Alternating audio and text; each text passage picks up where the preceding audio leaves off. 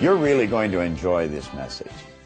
Here we're going to talk about how much is enough. Not for me, for you. How much money do you really want? We're going to be introduced to a very special friend of mine, a great speaker and quite a result-oriented guy, Paul Hutsey from Pittsburgh, Kansas. And we're going to be talking about the image maker. You are an image maker. Now, on page 17, at the top of the page, how much is enough? Earl Nightingale said something that I love. He said, most people think they want more money than they really do, and they settle for a lot less than they could get. I think probably many of you were born with the very same idea I was, or raised with it anyway, that if you're going to earn any money, you're going to have to work really hard. Well, let me go back to what Napoleon Hill said here. He said, one idea is all that you need to achieve the success you seek.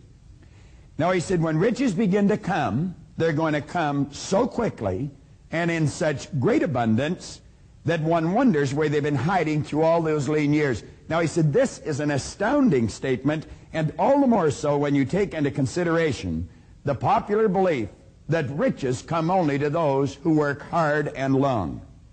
When you begin to think and grow rich, you're going to observe that riches begin with a state of mind, with definiteness of purpose, with little or no hard work.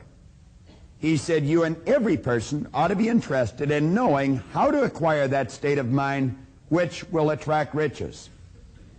Now, in another part, way towards the middle of the book, he reemphasizes this.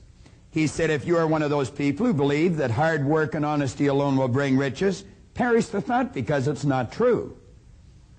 He said, riches, when they come in huge quantities, are never the result of hard work. Riches come, if they come at all, in response to definite demands, based upon the application of definite principles, and not by chance or luck. Now, we're talking about the definite principles. It's up to you to apply them. You want to stop and think, how can I fill a definite demand? Now, you don't have to go too far to see very poor service. These people have never gained an understanding of the law of compensation. The law of compensation is based on three very simple points. The amount of money you and I earn is always going to be in direct ratio to the need for what you do, your ability to do it, and the difficulty there will be in replacing us. Now, there very likely is a great need for what you do. You had nothing to do with that. That need was just there. Your ability to fill that need. All you have to do every day is put forth an effort to do whatever you're doing better. And as you do that, you're going to find that it'll become very difficult to replace you. There's very few pros around. A lot of people busy, but not too many doing it properly.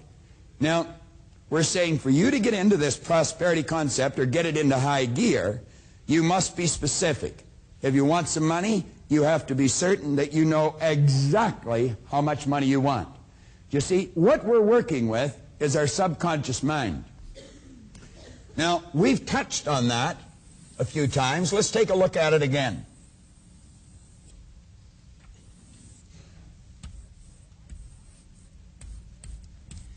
It's the ideas that have been programmed into our subconscious mind through repetition that is forming the conditioning that is there now. It's that conditioning that causes us to do what we do and get the results we get. If there's poverty in this area or a lack of wealth, the problem is not in what we do. The problem is in what causes us to do it. You see, the action or the behavior is an effect. Now, this is what everyone works at changing. They're working at changing effects. If you want to change a result, it's absolutely essential that you go to the cause of the problem, the primary cause. And the cause of your financial situation right now is right in here in the subconscious mind. Now, what we must do is consciously choose, think, and build an idea of the prosperity that we're looking for here in our consciousness. Then we have to get emotionally involved in that idea. Now, people without money would have a difficult time accepting this. I have never met anyone with money that had a difficult time accepting this. As a matter of fact, they know it, and that's why they have the money. Now, you're working with your subconscious mind, and you have to know exactly how much you want. Now, let's stop and think for a few minutes about money. We live in one of the richest countries in the history of the world. There's absolutely no question about that. You can work productively all of your life. Let's say for 40, 45 years. And you know, it's a strange thing, but only 1 or 2 people out of 100 at the end of their commercial career are financially independent. And yet anyone can become financially independent. And the strange thing about it is you never have to earn a lot of money to become financially independent. Very, very few people earn a lot of money. There is 0.453% of the population that are earning $100,000 a year or more. Less than 1/2 of 1% earn $100,000 a year or more. Now that's shocking to the average person's mind. Quite often in seminars we'll ask different individuals, how many people do you think? What percentage of the population?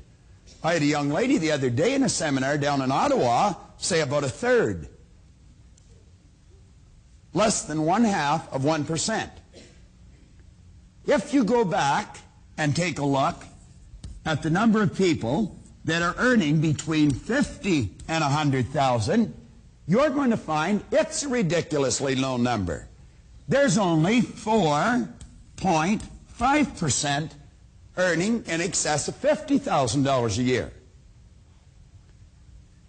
The number that go between 25 and 50 is 53%. So when you're at those cocktail parties or the neighborhood barbecue, don't believe all the stories you're hearing. Because they ain't necessarily so. Now let's think of this. Do we have anybody here that's 20 years old? 21? Andy, let me ask you a question. Do you want to stand up for a moment? Andy, how many ways... Let me shake your hand first. How you doing, Andy? Thanks, good. I'm doing wonderful. Andy, how many ways do you think there are to earn money? Hundreds. Well, you know, it's written in the book that there's only 2. Just 2 ways. Now, that's a little shocking to most people.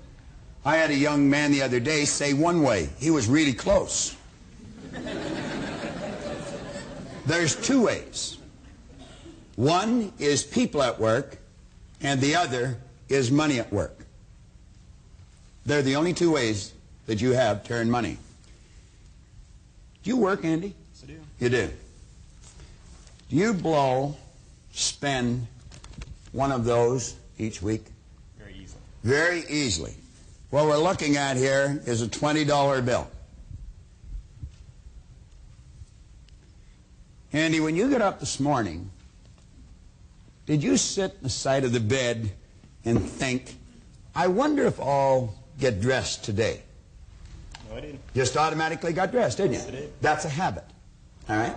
That's something we do without giving any conscious thought to it. Andy, let's suppose you took one of these $20 bills and set it aside each week. Just fold it up and set it aside. And you did that for 50 weeks.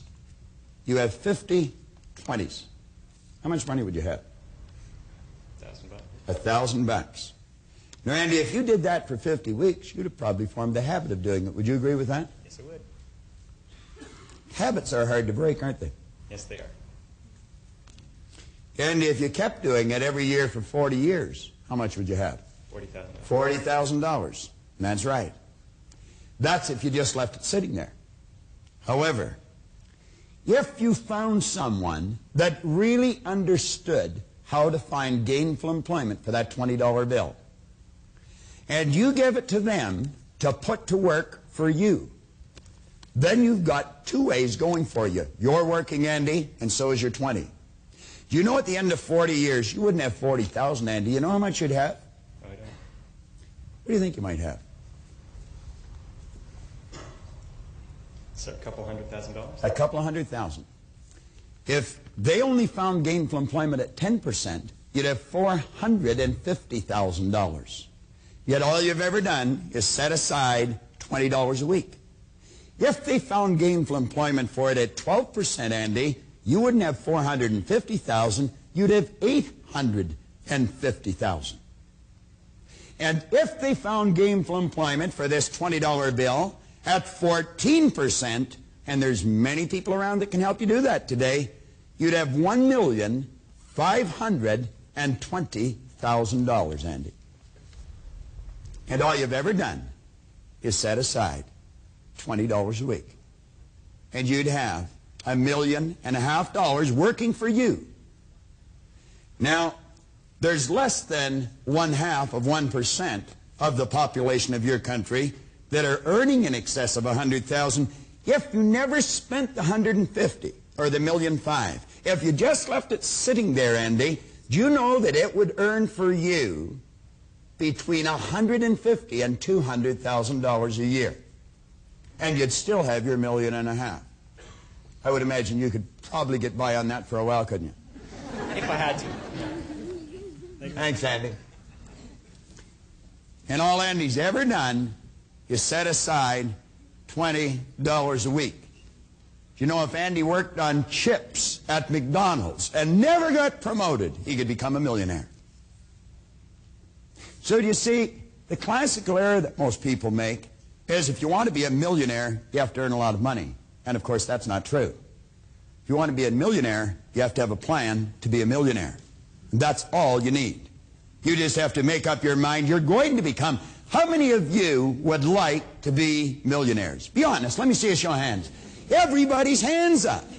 How about you? Would you like to be a millionaire? You know you can. All you have to do is set aside one of those each week.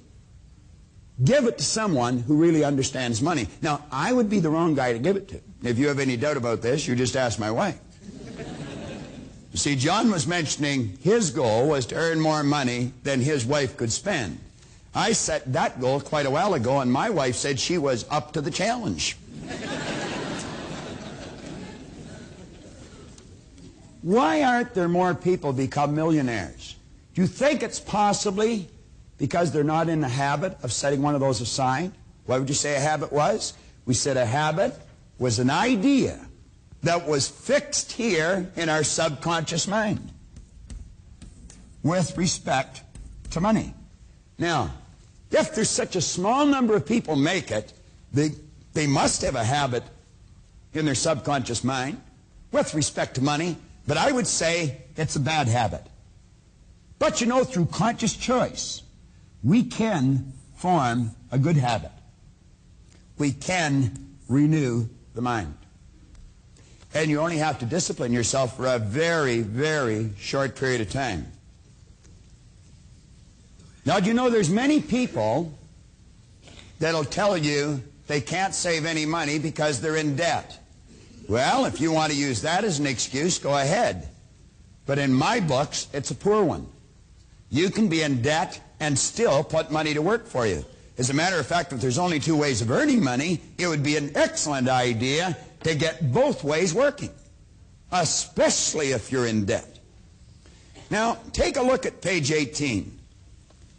If you find the task of getting your financial world in good order for this exciting journey is something that you're just not able to do, I would strongly suggest that you seek professional assistance. Now, this is something that all wealthy people do. Now, let's go back and take a look here again.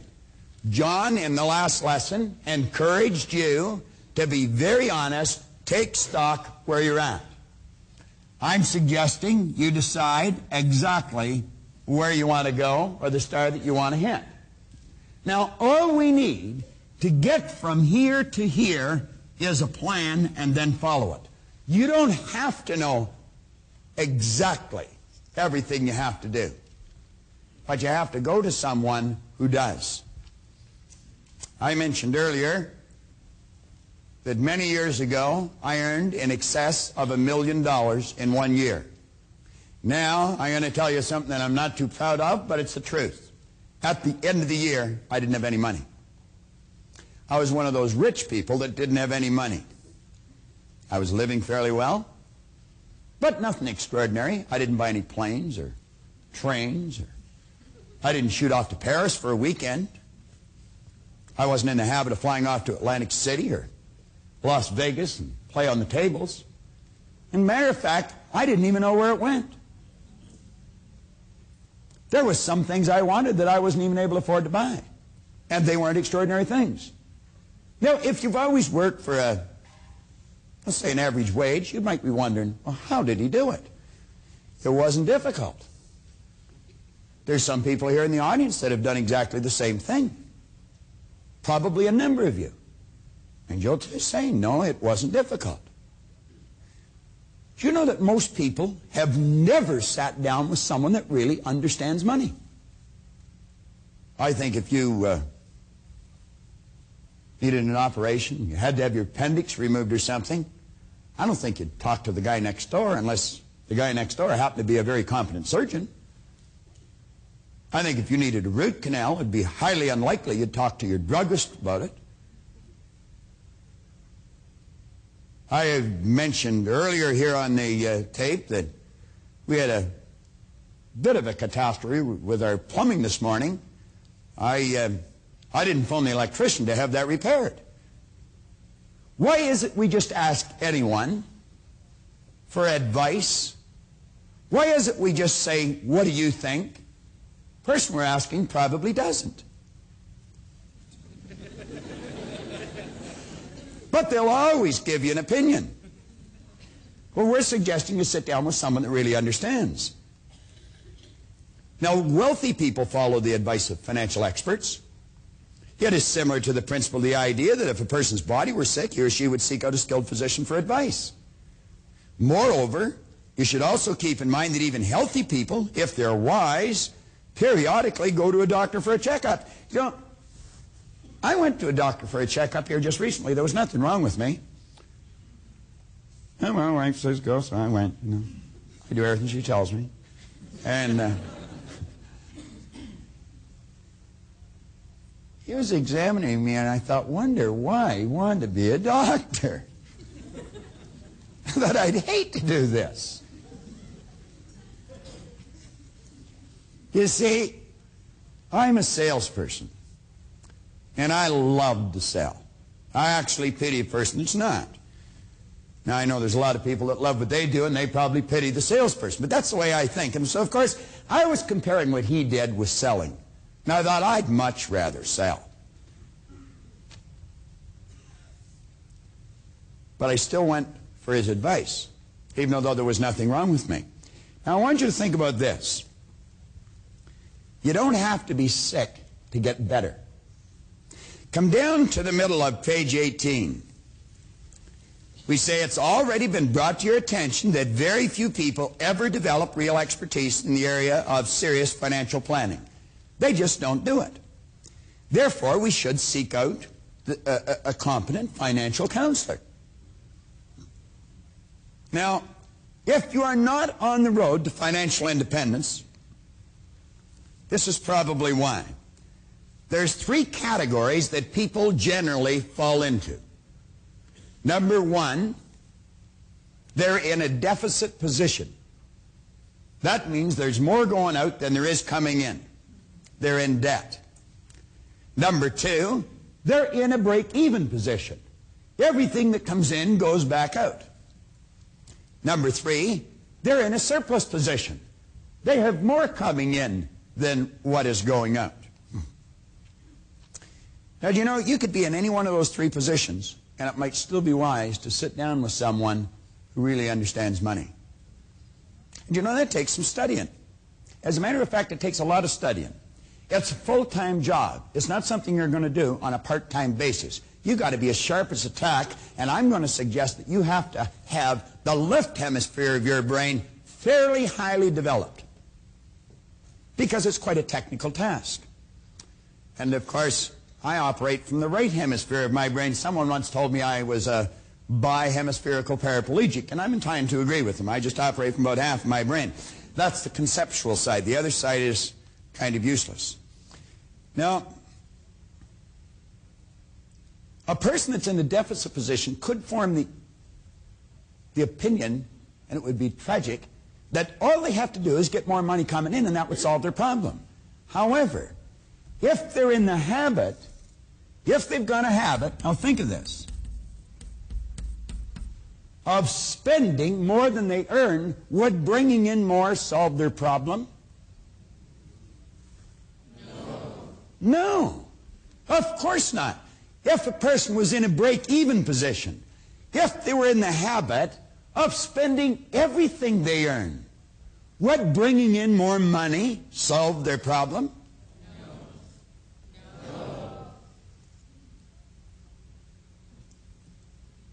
Well, maybe the person should change a habit. Maybe the person should change the way they think. Maybe they should change the source of their advice. How many of you would really like to become financially independent? Be honest. Ask yourself, do you really want to change your financial position? Now, I'm going to give you a formula that the masses use, and because they use it, they end up broke. It's a simple formula. There's nothing complicated about it. They take their income, they subtract from their income their expenses, and what is left, they save. What do you think the problem is? I beg your pardon? Nothing left. No. It costs them more to live than what they're earning. Now, here's a formula for financial freedom. I like that better than financial independence, because I'm going to tell you money will generate a respectable amount of freedom. How many of you would like to go to Paris that have never been there? How many would like to go to Rio that has never been there? How many would like to go to Madrid and never been there? All you need is a few bucks.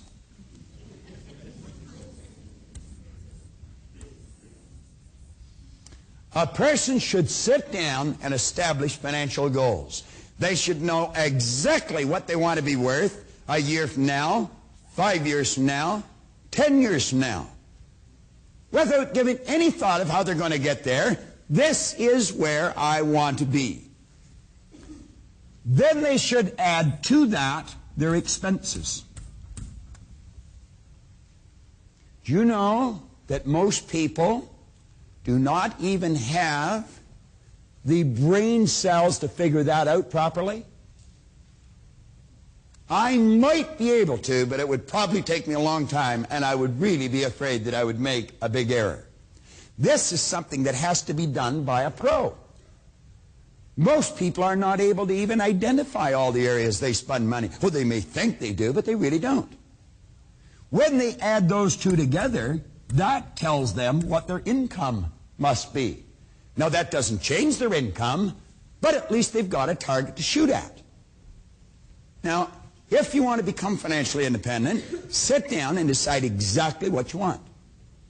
Go to a real good financial counselor, a financial planner, and let them get involved in what they call a fact-finding mission. They've got forms, they've got that little chip now. I mean, there's so many ways that they can do it. Let them figure out what it costs you to live, and then you're going to know how much you have to earn. Now, here's how we change it. I want you to take the back of that little card that you've got. Take the back of that little buff card.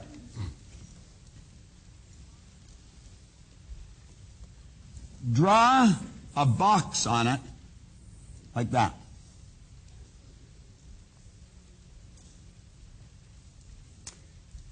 Now, if you're sitting in your den, in your family room, maybe out in the backyard, go and get a pad and a paper. Just turn this off until you get it, and then put that box on it. Now take and draw a line right down the center. Now take and put 4 lines inside the box.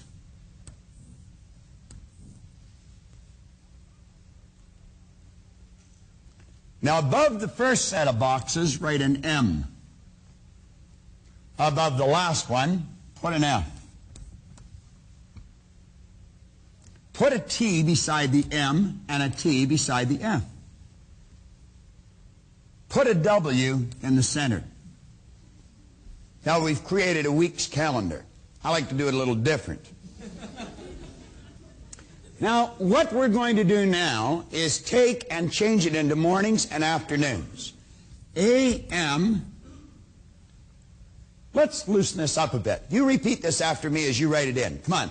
A.M. A.M. Oh, come on, only about a half. You're doing it. Right? What'd John say? The more you put in, the more you get out. Come on. A.M. A.M. A.M. No, you see, I started ahead of you, so I'm usually a millisecond ahead of the mass. All right. Now, let's take the other boxes and put in PM. Come on.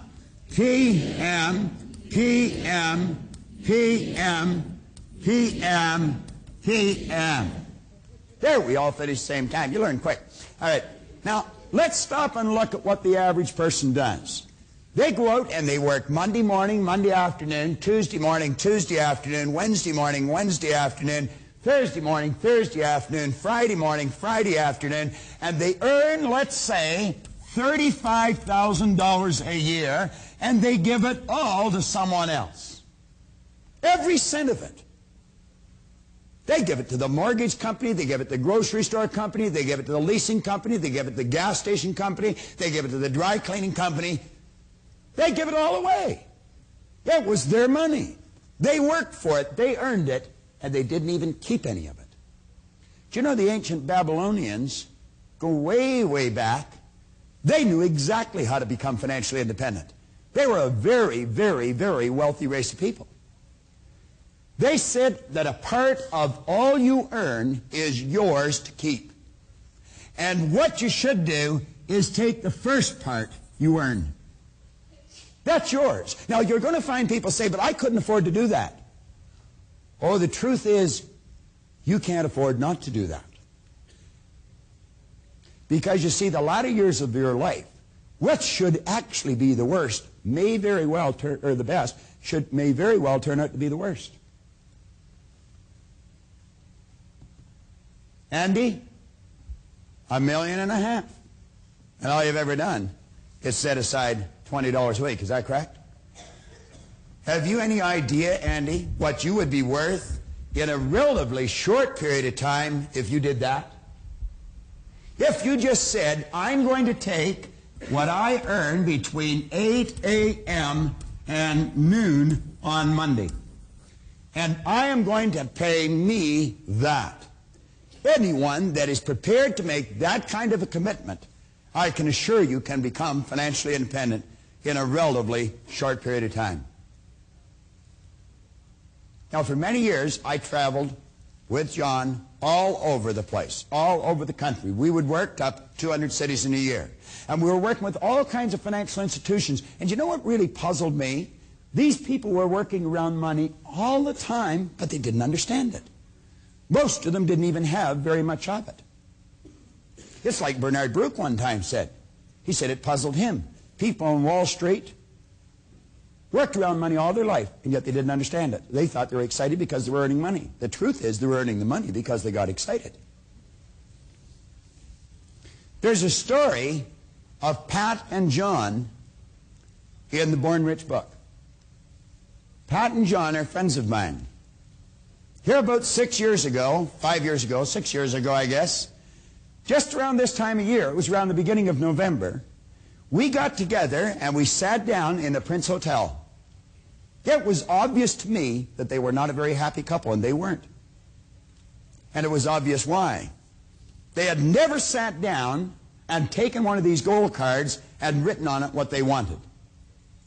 They were locked in that particular morning to a very negative polarity. I was locked into a very positive one. I was not about to move. And I said to them, John, what's something you really want? He thought I was being ridiculous, and he says, Pat and I'd like to have our own house. I said, then go and get it. Well, he said, we can't. Well, I said, why not? Well, he said, we haven't got any money. I said, John, you don't need any money. Now, some of you would think that's sort of a ridiculous statement. They certainly did. They said, what do you mean we don't need any money? And I said, well, you haven't made a decision to buy the house. What do you need the money for? And you know, that's why most people never make a decision to live the way they want to live, because they haven't got the money. Then the truth is they don't need the money until they make the decision to do whatever they're going to do. I said, you want to be in the house before Christmas? I took the calendar, and right across the 18th of December, I said, moving. Now, I said, you just think of how to get that house, not why you can't. I said, I'd be a poor guy to talk to from this point on, because I don't have a real spectacular record in the area of real estate. But I said, I know a lady that does. She worked at Harvey Callis Real Estate just up around the corner from the Prince Hotel in Toronto. Her name is Natalie Kopman. Natalie Wasserman now. I was just at Natalie's wedding last week. I said, Natalie, I got a couple of live ones over here for you. They want to buy a house and they haven't got any money. And I remember her saying, oh, great. But at any rate, she came around, and I said, Natalie, John and Pat have an image in here of the kind of house they want. I want you to listen carefully to them until you get the image in your mind of the kind of house they want. Go out and find it and come back and tell them how much they need to put down on that house. And I said, it'll probably turn out to be an awful lot less than what they thought. They thought it cost lots of money. They didn't know how much lots was. The very day that I had marked on their calendar, the 18th of December, they moved in to number 7 Bard's Walkway in Willowdale, Ontario. They lived in that house for a couple of years, and they sold it for a handsome profit. And the lady that bought the house is here today. Stand up for a minute, Vera. Vera Kozel bought that house. Is that correct, Vera? Yes. Thank you, Vera. Vera lived in it for some time, and she sold it for a respectable profit. I'm only going back 5, 6 years. The lady that bought it lived in it for a while, and on the 15th of September, my own son and his wife bought it. That's right. Is that right, Leslie? Brian, stand up for a minute. Am I right or wrong? Now, how old are you, Leslie? 23. Brian? 26. 26. I keep forgetting. All right. Reminds me how old I am. Here he is, 26 years old. Where did I say I was when I was 26? I didn't even know the war was over. I didn't. But I never had very good information running around my head. You see, that's not the first house they've bought. That's the second house they've bought. They've got the first one rented, and now they're living in the second one. And yet they're only 26 and 23. You telling me you can't make it? Here's a kid here from Burlington, Canada. The Barry Banner Advance. Little town just north of Toronto. City, not a little town at all. Overcome procrastination, earn $1 million. Earning $1 million before the age of 30 is passé. Tim Krochuk told Barry North Collegiate students how to earn it before they're 20. All you need is a winning attitude and the ability to overcome procrastination and intimidation. A 19-year-old student from Burlington, Ontario. It's a combination which has earned him a net worth of $1.5 million. An audible gasp escaped from the audience of more than 75 students at North when Krochuk revealed what he was worth. He said, there's no trick to having a winning attitude.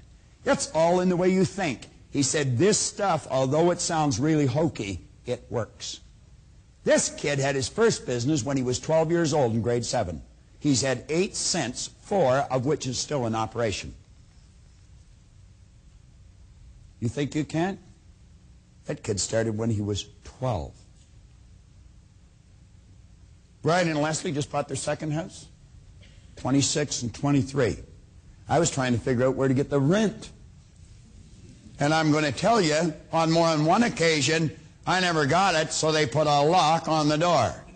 I'm not going to ask you how many of you that's happened to, but it's happened to me, and it happened more than once. Didn't even know how to do that. I met someone that really understands money, and I married her. And when we came back to Toronto, I said, you know what we're going to do? We're going to originate an idea, and we're going to start a company so that the people that go through the seminars will be able to have a choice of going and getting competent financial advice. And you know that thousands of people have gone through that company. Now, Linda operated that company. The first couple that went through there were getting married in 9 months. I'm going back about 8 years. One said they couldn't save money, and the other one said they couldn't save their soul. Nino, you know this couple. With a proper plan, they had enough money to put a down payment on a house and buy all the appliances for that house 9 months later when they got married. Here just recently, they sold that house, earned a handsome profit. In fact, they earned more money, profit on that house than they have earned themselves working since they started to work, and they moved into a much more beautiful house. Now, if you're not making a headway you want, for goodness sake, go get some advice. Now, you go back on page 19. And as you take a look in this book, again, if you're sitting in your family room or you're sitting out in the back porch, on page 19, write in a date that you're going to have an appointment with a competent financial planner. And go and sit down and let them help you answer the second question. The figure below is the amount of money I need to provide the things I want to live the way I choose to live. Don't let your present financial situation deter you from going right after the thing that you really want, your goal. I want to introduce you now to a couple that I've just referred to in the seminar who thought they couldn't go after what they wanted because it would cost lots of money. But with the proper advice, they got exactly what they were after. They're a couple of very dear friends of mine, Pat and John Swan. We met Bob early that day. I remember it very distinctly. It was at the Prince Hotel in Toronto. We were to meet him at 7 o'clock in the morning. And the whole purpose of the meeting was to find out what we really wanted. We didn't know at that point, but we knew we wanted something. And I remember meeting him, and he looked directly at John and said, "What is it you sincerely want? What do you want more than anything?" And John just looked at him and I sat there and I thought, we'd been discussing this for a couple of hours. I sat there and I thought for a couple of minutes and I said, "Bob, I really want Pat and I and Tony to have our own house for Christmas, 1982. And this was early November. And that's what I wanted, and it scared me. We hadn't done real well financially up until that point. We were living in a basement apartment, and the idea of owning our own home before Christmas was what I really wanted. But I didn't know how to do it. I didn't know what I needed to do it. I didn't know where I was going to get the money. I had never bought a house before. I didn't know even who I had to contact as far as a lawyer or a real estate person or anybody that I needed to help me get this house. not only that, John, we didn't even know how much money we needed. We didn't have a clue. We just thought it was astronomical, and we sort of discounted it, put it out of our minds. And that's when Bob sat there and looked at us and he said, well, what you have to do is put together a plan. And with that, he reached down and he moved his coffee cup off the placemat, and he picked up this placemat. I still have it. I'm not a collector, but I still have it because it... You gotta look at this. It's great. It says the Prince Hotel down there. And Bob turned it over, and he wrote us out a recipe of what we needed to do to get this house. And he wrote a statement on top of the placemat, and it says, decide on the amount you want to live the way you want to live, and go for it. And with that, we started into some action. Bob suggested a real estate agent that we contact and get this real estate agent to show us some houses, find out what the prices were, find out what kind of house we wanted. We had to get a picture, a clear picture of what we wanted. We had to get emotionally involved in that picture. It was something that was it was such a big idea for us at that time. It scared us. It really made us uncomfortable. And with that, Bob laughed. You know, he really did. He said, it should make you feel uncomfortable. If it's a big enough goal, it will make you feel uncomfortable. And he grabbed my day timer that I had sitting on the table, and he opened it up until December 20th. And you can see the day timer. He put a line through the date, December 20th, 1982, and he wrote, moving into house. And that made me feel uncomfortable.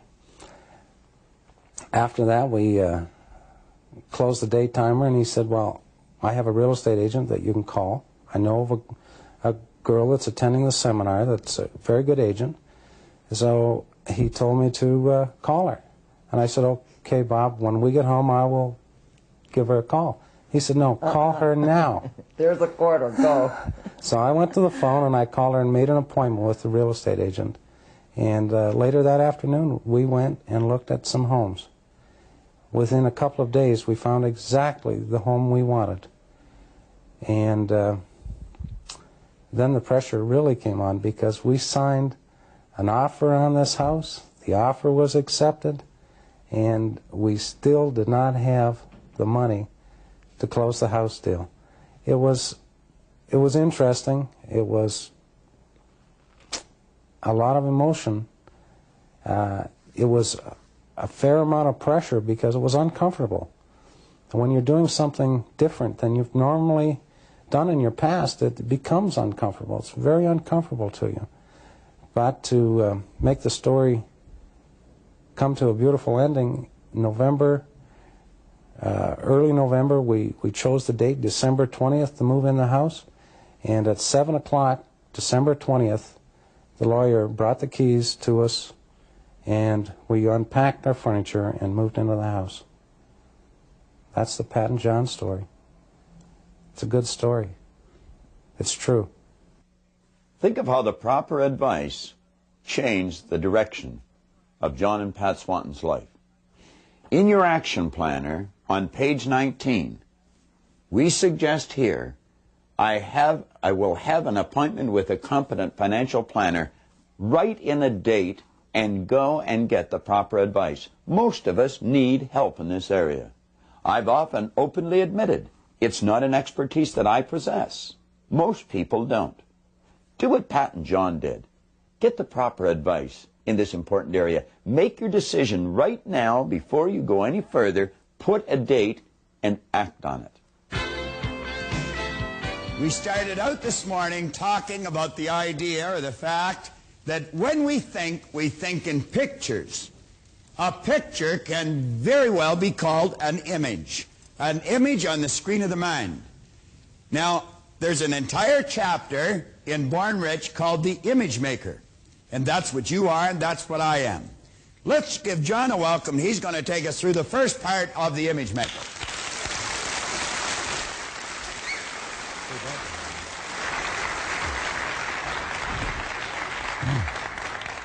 Are we ready? Yes! How do you feel? Wonderful! You know, a number of years ago, I had an opportunity to work in a couple of educational institutions. And if you were to go, how many people from Mississauga? We got some people from Mississauga. You know, as you go up Highway 10, just past Eglinton, you see two big buildings on the left-hand side if you're going north. And one building is the Peel Separate School Board, and the other one is the Public School Board. And I've had an opportunity to speak in one of those beautiful buildings. And any time that I ever go there, I always speak on this subject, psycho-cybernetics. And one of the reasons I speak on it, because really, I think it's the bottom line in not just selling, but in living, period. Because Maxwell Maltz has probably put together the best piece of material that has ever been put together on this subject called psycho-cybernetics. Now, when I go to any one of those places, I will put something like our stick person on the board, and I will put the idea in the bottom part of the personality that we've been referring to, the subconscious mind.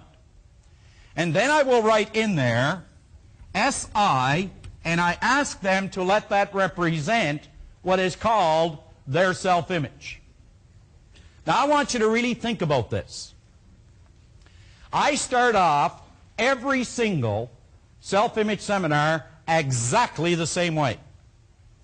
And I'll say something like this. We don't have what is called a drug problem on our campuses today. Not at York University, not at the local high school, not at any school in this country. And I will deliberately walk to the podium and I will stop. And I'll pause for about 30 seconds after I make that statement. And you can see people elbowing each other or whispering to each other, wondering, where did they get this one? Because you see, that's kind of a ludicrous statement. Bob mentioned this morning that dis-ease is a symptom. The use of drugs is a symptom, behind which there lies a cause. Because we don't have, as Maltz mentioned, we don't have a drug problem, we don't have a drinking problem, we don't have a financial problem, we don't have a relationship problem, and we don't have, you could say, a productivity problem. The only problem we ever have with respect to those areas is a self-image problem. Now put your thinking cap on and examine this idea. I started off this morning and I said this. You can take anything that I'm going to say, or Bob, and you can reject it. You can do that. Or you can take the information and you can accept it. You can do that. Or you can just neglect it. And I said, don't accept, don't reject, and don't neglect what you hear. But I mentioned that only a fool would not take an idea. Kick that idea around to see if it would change, alter, and or improve the end result for a happier, healthier, more productive life. You see, if there was one thing that I ever wanted to get across to my kids or to you, is that our self-image, it sets the boundaries of performance in your life and in mine. We cannot outperform our self-image. We will never do it. Whether it's weight, and Bob will go over this in detail, whether it's income, whether it's relationships, no matter what it happens to be, our image is the governor that sets the boundaries of performance in each and every area of our life. Our image.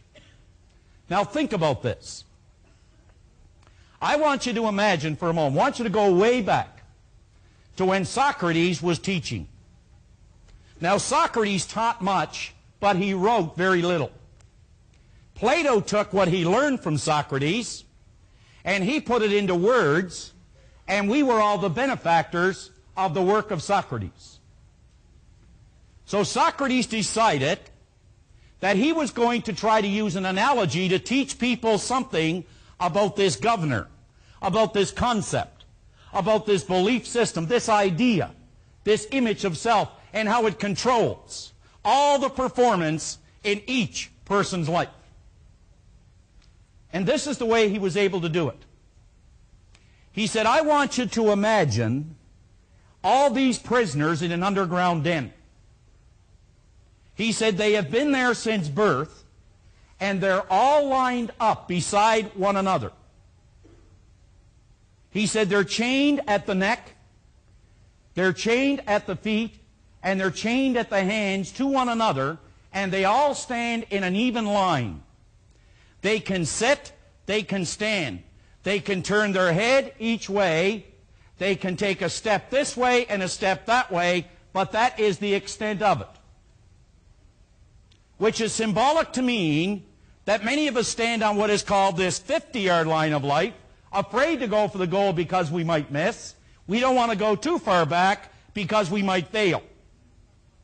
We don't seem to understand that it's got something to do with the concept or the image we hold of us.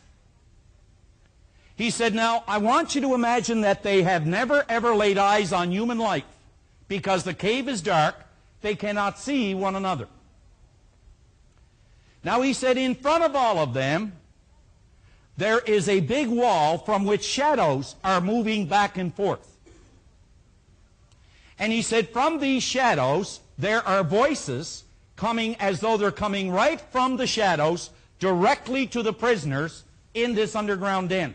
Are you with me? Now, he said, the shadows and the voices are coming from one area of the den.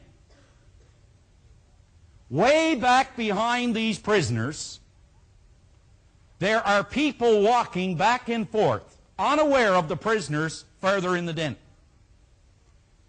And he said what they are people coming in from the ocean, going up through a cave, carrying treasures from their ships that they took at sea. And as they walk by a flaming fire, and as they do, their shadows bounce off the wall of the den and come back at the prisoners who are staring at the wall. And as they speak, their voices travel and they echo from the wall, so it would appear that the voices and shadows on the wall of the den to the prisoners is real. They have no knowledge of what's going on at the back.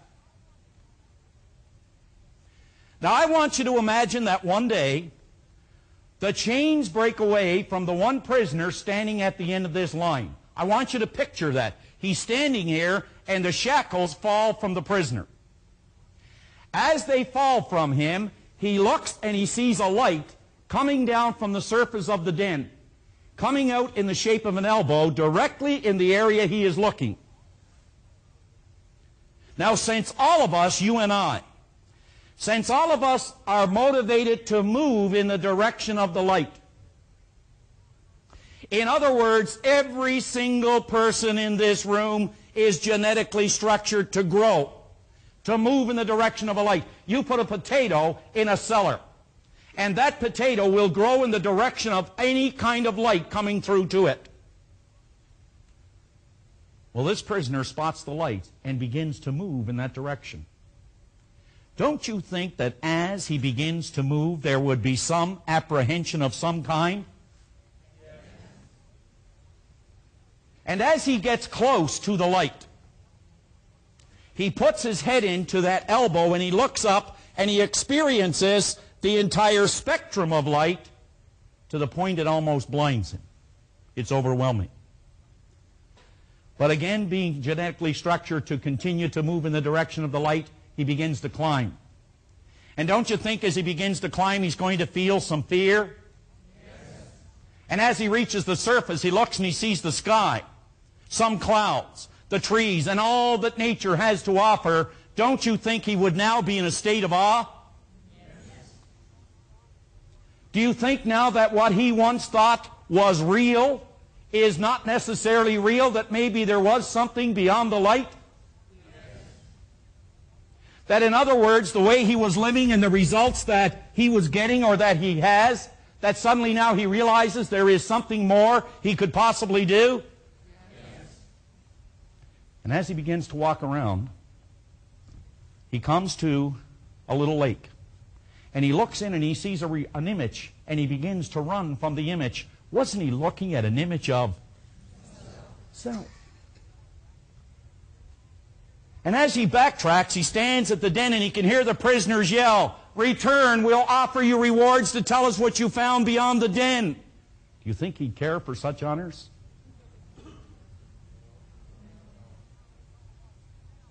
And if he did go down and tell them what he found, do you think they would believe him?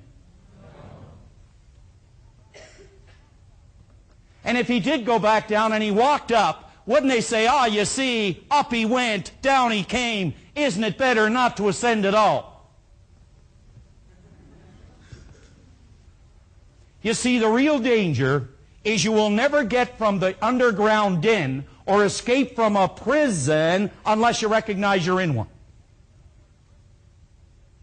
And many of us are like prisoners living in an underground den. And the moment that we begin to attempt to even see ourselves as we would rather, or as we could, or as we want to be, keep in mind we are forever going to be pulled, grabbed, held onto as a hostage by the prisoners in the underground den. By the prisoners in an underground den. Something quickly that I had on here and it's disappeared. Way over in Africa, they take a little beast when it's brand new. It's called an elephant. And they take this little elephant, they put a chain around its leg. And they take this 3-foot chain and they put it on a little stake and they put it in the ground. And you know, for days and days, this little guy, he begins to pull and pull against the stake and chain, but he's too weak at that time to dislodge it. He tries and he tries and he tries for days and days and days, but soon he gives up because he's too weak to pull the chain. Do you know, folks, years and years later, when this beast is fully grown, capable of pulling loaded railway cars, capable of pulling 10 times its own weight, at the end of a working day, they will take him, put the chain around his ankle, put it on that little 3-foot chain onto the stake in the ground. Something that he could pull out at a moment's notice. But he continues to hang on to that chain. He will not move. The only thing that might move the elephant is fire. He will actually stay until he starves to death. What is really holding the elephant? Conditioning? Well, you see, an elephant doesn't have a self-image. But here's the most interesting thing you can learn from what Bob is going to take you through. There isn't a person in this room that was born with a self-image. I think that in that book, one of the, I guess you could say, the greatest point of awareness, that when I read this, was one thing, that I wasn't born with a self-image. But nobody that I've ever met can explain how to alter it like Proctor can. Well, like Proctor can. So at the very top of this page, which is page 21, the ideas contained in this chapter could very well be the breakthrough for you, because image making, once we get a firm grip on it, is a truly dynamic idea. Now believe me, I want to emphasize this. I don't know any one lesson or any half hour or 20 minutes that can alter or effectively alter your life like the one that you're going to experience right now. I want to suggest right at this moment that you listen to the cassette and read the chapter over a few times. I would suggest that anybody who would just take this one tape from this chapter and take the book, and if they just exercised it for an entire month, things would never be the same again. What is it Goethe, the great German philosopher, said time and time again? He said, before we can do something or anything. We must first be something. You see, the great conflict is in what you want to be versus what you want to, what you are versus what you want to be. As you are is not how you must remain. What you want to become, that's what we're working on. So before we can do something, we must first be something. Most people live and die and never fully understand the power of image making. Understand that we are relating this idea to money in this particular chapter and to other areas, as you'll see when we get into it. But I want you to know that once you fully understand the image making concept, you can effectively use it for whatever good that you desire. For whatever good that you desire. You know, the change in relationships alone will absolutely stagger you. Will absolutely stagger you. The way you feel about you, the insensitive comments that you may get, you know, they'll hit you and they'll just rebound off you like water off a fish, because you'll have an understanding now that you're in control. Not the comment. Not the person that's making it. You'll be in control. It says the knowledge of image making eliminates competition from your life. Think about this. Professionals create, amateurs compete. Professionals create, amateurs compete. The whole idea here is a simple one. In conflict, you have two choices. You have a choice to defend yourself, or you have a choice to learn in the conflict. If you make the choice to defend yourself, you're going to try to protect yourself. If you protect yourself, you're going to blame someone. And if you blame someone, you're going to miss all the joy that could be yours. But if you take the attitude to learn, you're going to make it. One last statement, and then I want to bring Bob back on. The Spanish distiller at the bottom of the page, just draw a circle around it, because you see you're either a prisoner in the underground den or you're on the surface enjoying all the greatness, all the goodness, and all the joy that is your birthright. The good life then is expensive. There's another way to live that doesn't cost much, but it isn't any good. It isn't any good. So let's get the old level of energy up again and bring on Robert.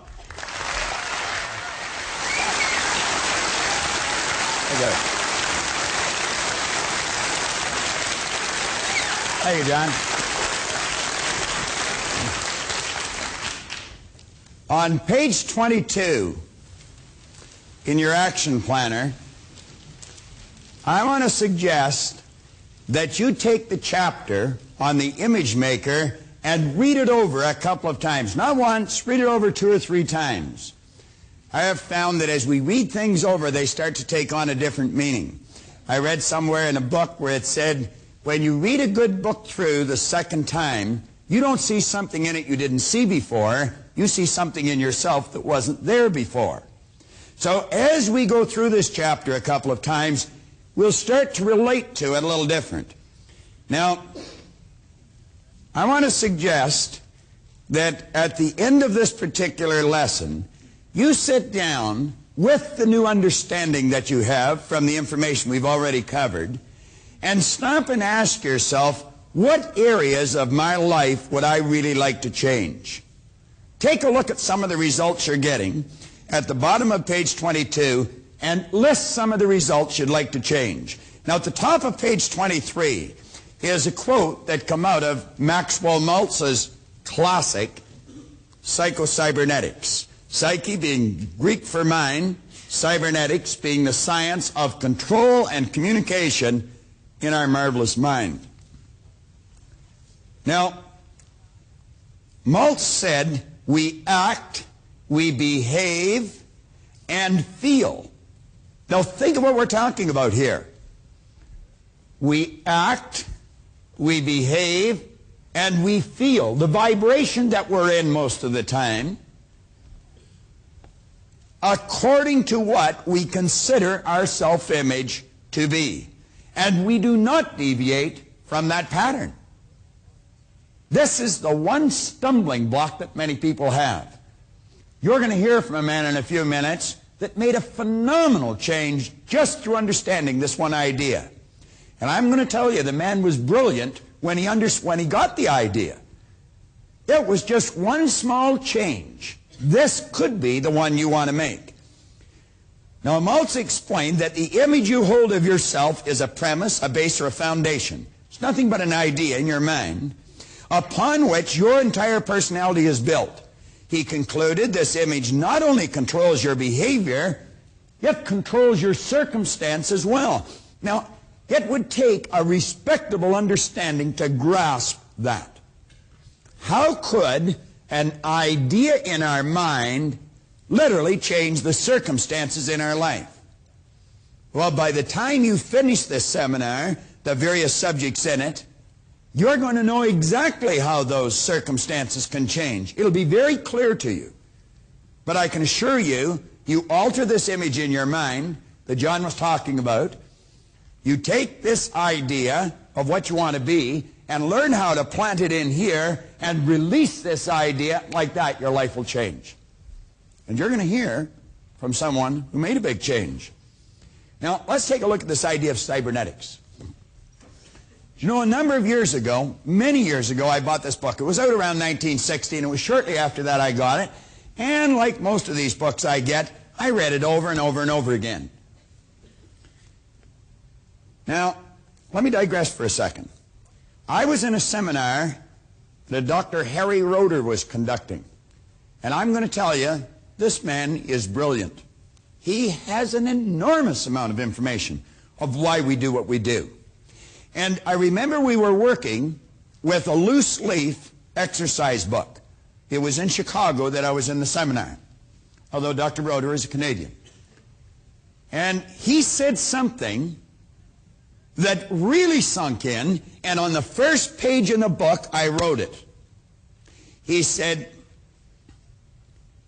you do not understand something until you can explain it to someone else so that they understand it. Now run that through your computer a couple of times. You do not understand something until you can explain it to someone else so that they understand it. Now that was written in a book a long time ago. I wrote it, as Harry said it. I'd read this book before that. And I read it off and on every year or two. I'll read it a couple of times. Someone came up to me in a seminar one day years ago, and they said, Bob, do you know what cybernetics means? I said, yeah. They said, well, what does it mean? I said, well, it's, and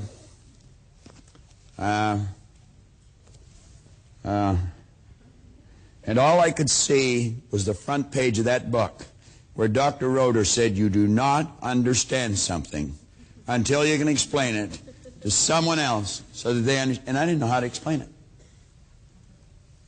Now, this chapter, or this paragraph on page 23 is right out of this book.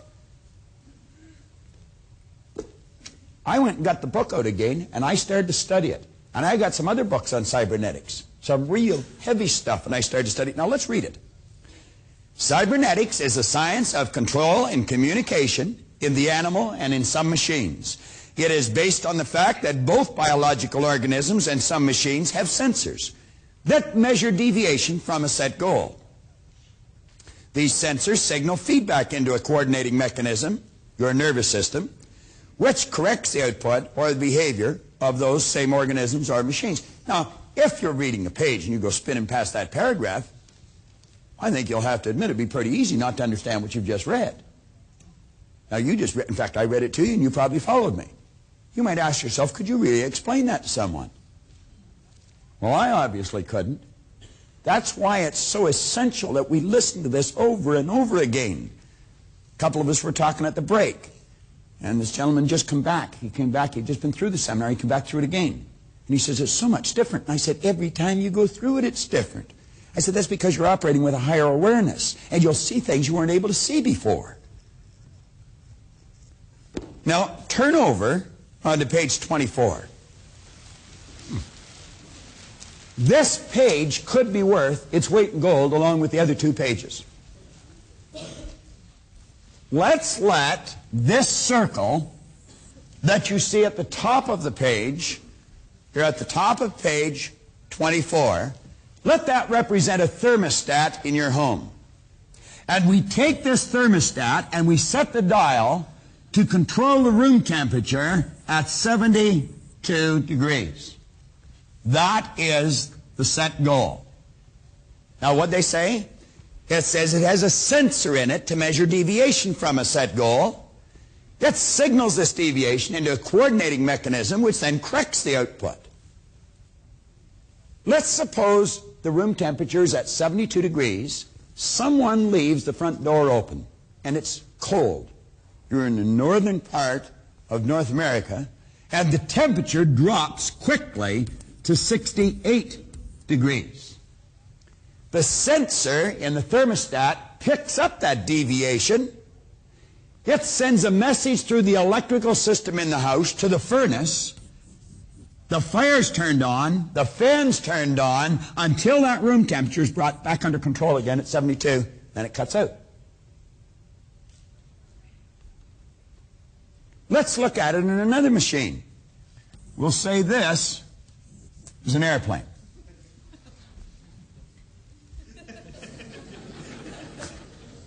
Well, that wasn't nice. I'll bet you couldn't draw it any better. It's quite obvious I haven't majored in art. Like the guy said he majored in the minors. All right. Now, this airplane, let's suppose it leaves Pearson International Airport in Toronto, and it's going to LAX or Los Angeles in California. When the pilot leaves the vicinity of the international airport here in Toronto, the pilot sets a cybernetic mechanism. That's called an automatic pilot. Then you see the guy with the 4 stripes wander down the plane and, how are you today, sir? You having a nice trip? Enjoying yourself, ma'am? I used to sit there and I think, why doesn't he get back in that room up front? I didn't feel particularly comfortable screaming through the sky at that height, and the guy that's in charge of the ship wandering around, inquiring as to the state of my health. But I would feel much healthier if I didn't see you wandering around this plane. But it didn't make any difference. He could have come back and sat with us. That plane was under control. It had an automatic pilot, a cybernetic mechanism. Now, let's suppose that airplane got hit with some unexpected turbulence, and bang, it got knocked off course. The automatic pilot would pick up the deviation from the set goal. If it didn't, this thing might end up somewhere down around Juarez, Mexico. It signals a message through the electrical system in the airplane. The wings are changed. The engine thrust is changed, and that plane is brought right back under control again. Now come down and take a look at these two people on page 24. We'll just draw one. This person has an image in their mind. I'll use a concept that we could all relate to. Let's suppose this person's a salesperson or they're a student. You could use either one.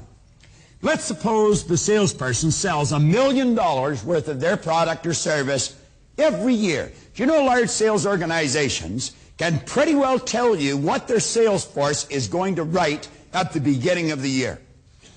If they have a contest, they send them off to some exotic place on a trip for writing so much business, and they name where they're going to go today, and they're not going to go for a year. Do you know that they can book the seats on the plane now? They know exactly how many rooms that they're going to rent. That's because people very rarely deviate from their set objective. They're locked into a habit pattern. Well, we could switch this, and let's say it's a student that gets a C average. Now, this salesperson may get a real pep talk in a sales meeting or something. No understanding, just motivation, no education. They get all wound up, and they go out, and in a week, they write $350,000 worth of business. Their self-image picks up the deviation from the set goal, sends it into a coordinating mechanism, the nervous system. A signal is sent, and the behavioral patterns will change, and that person will quit selling until they're back on course again. Now, they may go through a period where they write nothing for a month.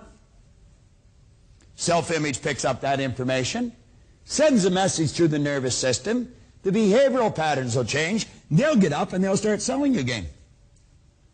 But at the end of the year, they still have written $1 million worth of business. Let's suppose it's a student that's getting a C average. They bring the report card home, parents turn the heat up, turn the TV off, bicycle goes, girlfriends, boyfriends are out of the picture. Really put the pressure on the kid. The marks shoot up and they get 100% on a test. Self-image picks up that information, sends a message to the nervous system, the behavioral patterns will change, and pretty soon that child's back on course again. What's causing the problem? It's this image in here. That's what it is. That's not what they want to be, but that's what they are.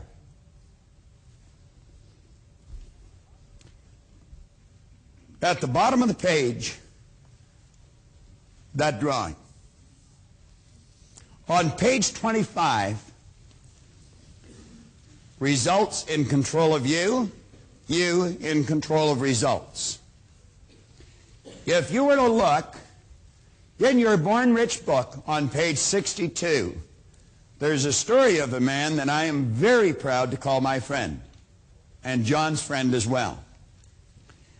This man started into the insurance business in the southern part of the United States 38 years ago.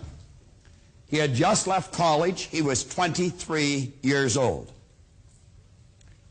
He worked as an agent, a salesperson, for 3 years. Then he moved into management. He held a number of management positions. As a matter of fact, he became the vice president of sales for the states of Kansas, Missouri, Texas, Louisiana, and Mississippi. John and I both did a lot of work for him in that area. And I'm going to tell you, he is a good man. There is just absolutely no question about it. And he is well-liked and respected. Big difference in the two, both of them. This man today decided that he wanted to quit traveling and he wanted to move back to his roots. I often ask people in the seminar, how many of you are living in the house you choose to live in? I don't very often get many hands up. This man would be able to hold his hand up because I've been in that house. I've slept there, I've eaten there on a number of occasions. And I'm going to tell you, it's one of the nicest houses I've ever been in. But it's a little more than a house, it's a real comfortable home. It really is. And you feel welcome when you walk into that place. The energy in there is just incredible. He's got a just an absolutely beautiful wife, Tip. She is really a grand gal. I mean, she is something special. He's not only busy in the sales field, he's got 5 children and 19 grandchildren. You'd almost think the guy was 150, wouldn't you? This beautiful house he owns, he not only sells, he gets involved in some physical labor. It's way back in off the road. And I'm going to tell you, it's beautiful, absolutely beautiful. It's got some little lake. He decided to brick the driveway. And he was going to put them all in himself. Now, not being too fond of manual labor, I took a look at what he was starting, and I thought, the poor guy's got to need a psychiatrist. You know, I asked him this morning or last night, how many bricks did you lay there? And he said, 55,000. Give you an idea how long the driveway is. It's all his property. He wasn't bricking somebody else's driveway. Some of you will really appreciate the significance of this, and some of you may not. This man lives in a town of 17,000 people, where the average income is below the national poverty level. In spite of that, he has the largest agency in the Prudential Insurance Company of America. He has 60 agents and 8 managers. Now, this is absolutely phenomenal. He operates one of the largest, not one of the, he operates the largest agency, and certainly one of the most successful. He's a man that really believes in what he does. Not a lot of people do. I've met his children. And Janie, his daughter, is the mother of 3 beautiful little kids. She works in the same company Paul works in. She's an agent too. And Joe, his son-in-law, he's an agent in the same company that Paul's in. I like it when I see a person bringing their own family into the same business they're in. It speaks well of what they think of their business. I think of all the things I could say about this man. He's a man of integrity, and you are more than fortunate in meeting him. Believe me, you really are. He's a very special friend of mine and John's, and I phoned him just a little over a week ago, and I said, you know, I've got an idea that it would really add something to this program, because there will be millions of people watching this all over the world. Within a couple of months, this particular seminar that you're sitting in will be on the market in New Zealand, Australia, in England, and in every city in North America. I wanted those people to know this man. But even more than that, I wanted them to hear from the person themselves how a man took the idea on this page and like that, put it to work, and the difference it made in his life. And I'm going to tell you something. You could not consider him a loser when he got this idea by any stretch of the imagination. He's a very special guy. I want you to stand up and really give this man a warm welcome. It's Paul Hutsey from Pittsburgh, Kansas.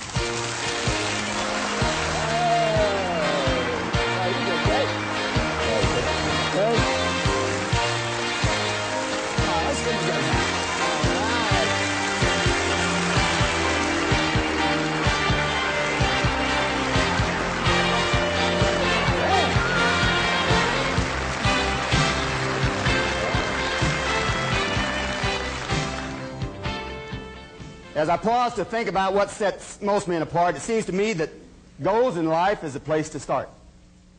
Imagine playing football on an unmarked field of green. Not a goal line to be sought, not a goal post to be seen. It would be an aimless battle with nothing to be gained, without a thing to strive for, not a score to be obtained. We must have purpose in our lives for the flame that warms the soul. Every man must have purpose. Every man must have a goal. The question is, why are you here today? Well, I think you're here today because you want more of the good life. Right, Nino? And that's the way I was in August of 1975 when I came to this great city, when our company had a conference here. And on the last day, they were introducing the speaker, and they were telling what an outstanding personality he was, and that he was going to speak for 3 hours in a row without a break. And I leaned over to the guy next to me and I said, I wish this guy good luck in his next job because he's on his way out of this one. I couldn't imagine anybody talking for 3 hours. And then this red-headed guy ran up on this stage and started jumping up and down. And as he began to talk, why, he talked about different ideas. He talked about the way you think. And he talked about the great law. And he talked about the picture of your mind. And as he talked, well, there came a hush over the crowd, and he really mesmerized people for 3 hours. Now, I've heard a lot of speakers. But this man kind of charged me up. And when it was over, I said to him, could you and I have a cup of coffee together? And without a minute hesitation, Heather, he said, yeah. Now, one of the great things about Bob Proctor is that he's a great giver. And sometimes people give you 2 or 3 minutes. But we went off and we sat down and we talked for a long time. And I said to him, you know, some of the things that you said today kind of turned me on. I don't see myself as a loser. And I'm considered to be a good manager. One of the bright ones, they tell me, in the company today. They say I'm a motivator, I'm a good speaker, but things never really seem to happen in my life. Why is that? The things that you're talking about. And he says, I can see very clearly what's wrong with you, and it will only take me about, It will only take me about 15 minutes to straighten you up. So he talked for a while. He said, looky, I'm coming to Kansas. This is August. He said, I'm coming to Kansas in October to do some seminars for your company. I'll see you then. I didn't want to wait till October. I said, I want to know about this now. He said, I'm traveling Indiana and Illinois next week. If you want to come with me, come on. So for a whole week, I traveled with him. And there was 8 parts of that seminar, and we did 4 of them that week. And then at night when everybody else went to home, well, he did the other 4 with me. Now let me tell you a little bit about how those ideas impacted my life and the lives of people around me and that I've been able to impact. Because I began to see possibilities. I began to see doors instead of walls. That was October when he came to Kansas. My agency at that time was about 180 in a company, and in 2 months we went to 72. And then later that year, why, I was transferred to another district. That district had not won a citation in the company for 8 years. One of Prudential's highest awards. When I got there, we were 163. The first year, using these ideas we're talking about right now, we finished 11 in the company out of 500. And then 9, and then 4. And then 80 and 81, we were the #1 agency in the company in first-year commissions, and that's the name of the game. Everybody understands that. First-year commissions is the name of the game. And we did that in a town of 17,000 people, as he said. But I've come to understand that it's not where you are that counts, but who you are, Tammy. Now, what's the difference? What was the difference between the Paul Hutsey then and the Paul Hutsey later? Well, I've come to understand this, that there's very little difference in most people. But that little bit of difference is the way you think.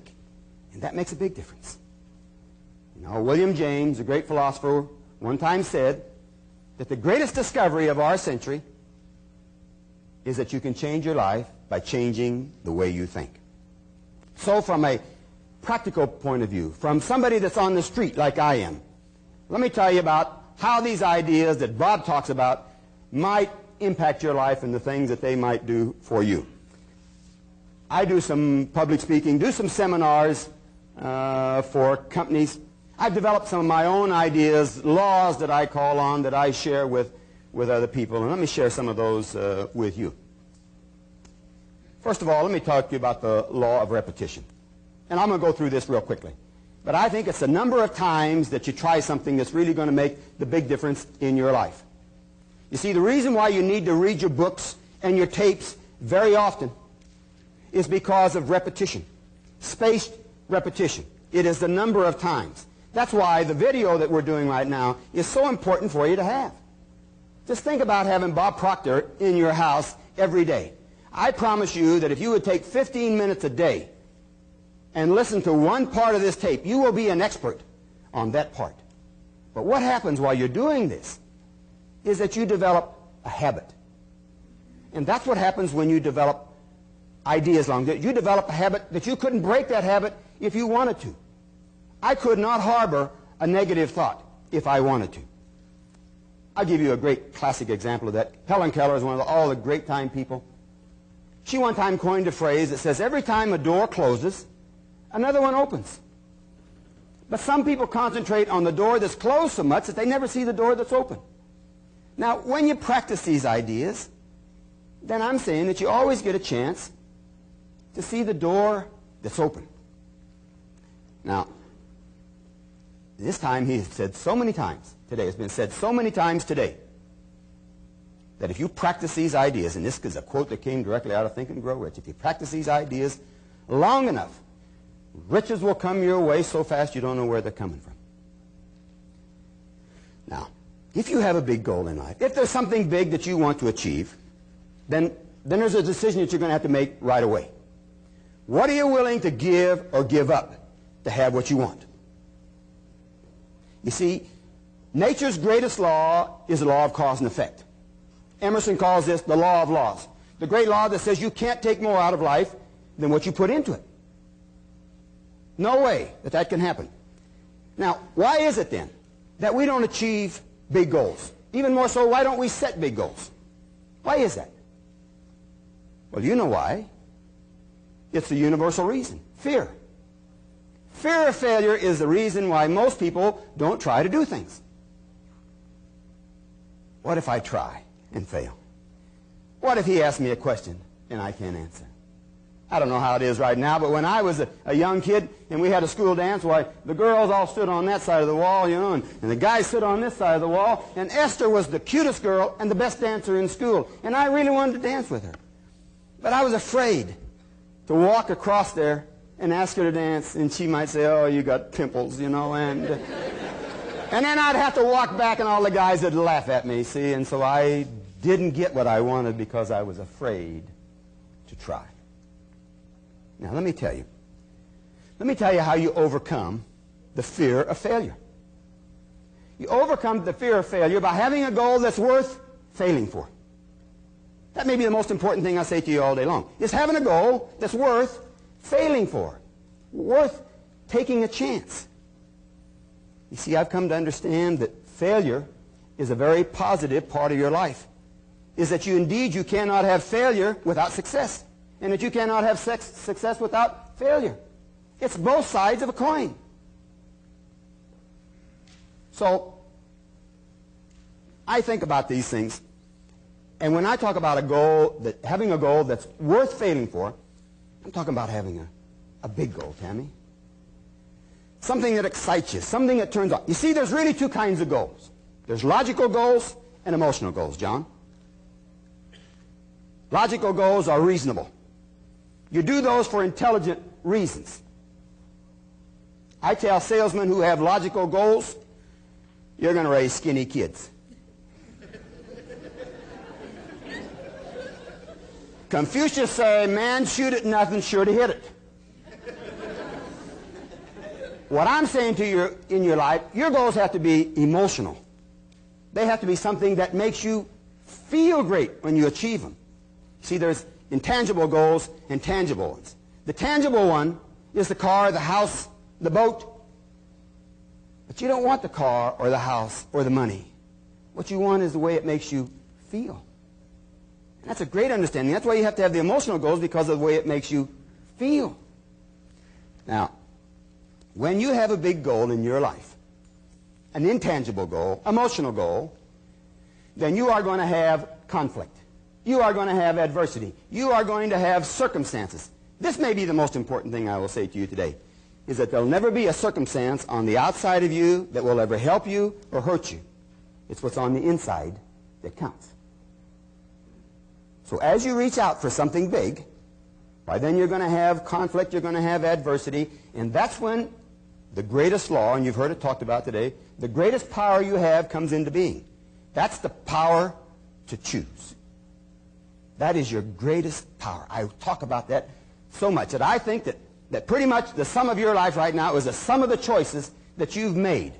And that if you want something better out of life, it may be just as simple as changing some of the choices. But let me tell you, when you want a bigger bite out of life, then you're going to have adversity.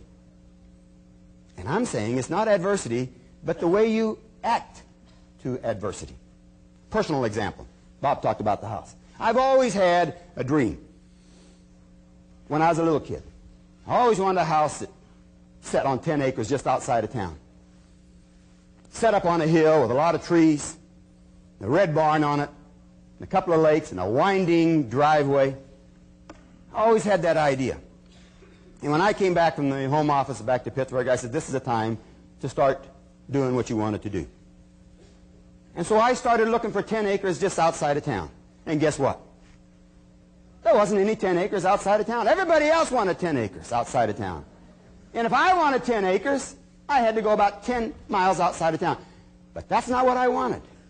I wanted 10 acres outside of town. And because I couldn't find 10 acres just outside of town, guess what I did? I started looking for 10 acres inside town. And guess what? I found two.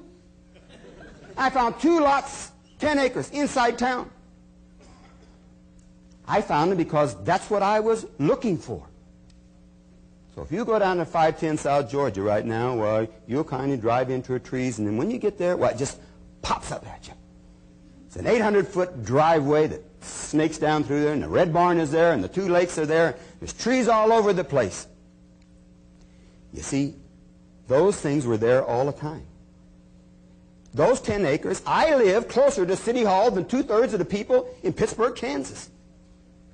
And guess how much I had to pay for that? A lot of money, right? I had to pay very little because the guy didn't think it was worth anything. Because he didn't have the vision that I had of that. My point is that you pretty much get what you're looking for. Now let me give you a side story that goes with that. That really ties into this whole seminar and the things that we're talking about right now. More of the good life. 10 acres is a lot to mow. 10 acres is a lot to mow. So I'm cutting my grass, and there's some people that their acreage bumps up right next to ours, and they had a horse. And I'm over there cutting. The woman saws me. We haven't met each other. She comes running across. I get off the tractor, walked over to her, leaned on the fence. It was hot. It was wired. She said, oh, we should disconnect that. She said, you know, when we first got the horse, he used to lean up against that fence and it would break it down, so we wired it. So, and then once we wired it, why, he wouldn't even get anywhere near it. So we tacked and left, and the next day, I'm going to work. The front of their property dead ends into a street that comes back from my office. These people both work. I come home at 11:30. There's the horse loose in the front yard. I thought the horse was loose. But they had taken a single strand of baling wire, tacked it onto the house, over to this tree, over to that tree, back to this house right there. And inside was the horse. Now that horse could jump over it, crawl under it, tear it down. But he stays there all the time. How come? Because he thinks that wire is hot. He is fenced in, right? My question, how many of us are fenced in? How many of us are a slave to the past? How many of us are not doing things that we really would like to do because of the past? You see, I think choosing is important, and I'll tell you, I think a very important statement is that getting in life is not difficult, but deciding what you want. Getting what you want in life ain't tough, but deciding what you want, choosing what you want, is tough. Let me talk to you about just a simple idea that I think involves with, and now we get around to the point that you want to talk about here. Self. You need to be an expert as a self-starter. Self-motivated. Self-control. But most important, self-esteem. Self-image. You know, Bob's always talking about this. But the result I was getting over here was the same as the picture I had in here. And when I changed the picture in here, the result over here changed. And the same thing can happen to you. Anybody in this room. Let me tell you why. Because God only made one just like you. He made you in his own image and likeness. He made you just like him, and part of him's in part of you, and that means you're a winner. You're one of God's ideas. Isn't that great to know that? That you're one of God's ideas. Bob used to tell a story when he first came to Pittsburgh. Now, I don't know whether he even remembers this. But he talks about a great sculptor who hauled out a piece of granite. And he began chipping away. And every day a little guy come to see him work. And after several weeks while he was finished, and the great sculptor stood back to take a look at what he had done. And he said and it was a body of a great, beautiful Greek god. And he said to the little guy, he said, well, what do you think about that? The little guy waited for a minute and said, mister, how'd you know that guy was in there?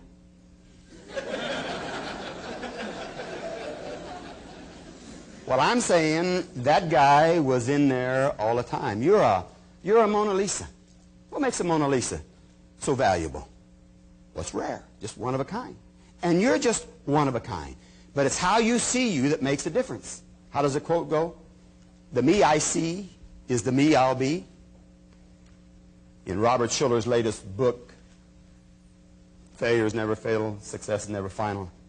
He tells a story about a small kid playing baseball by himself in the backyard, and he said, I'm the world's greatest baseball player. He threw that ball up and swing at it, missed it. I'm the world's greatest baseball player, threw it up again, missed it. I'm the world's greatest baseball player, threw it up, missed it, strike three. He said, wow, what a pitcher I am.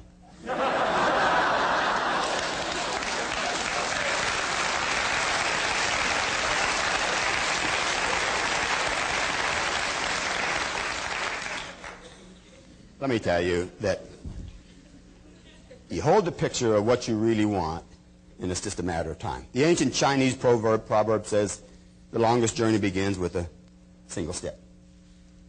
I say that beginning is half done, and that you need to start right now. And one of the reasons why I like Bob Proctor and his ideas is that I think that he's a great giver.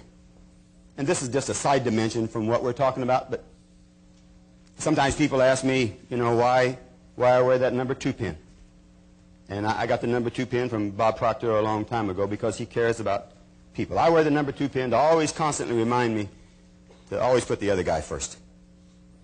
You always put the other guy first, and he'll always put you first. And a great guy one time said that the first shall come last, and the last shall come first.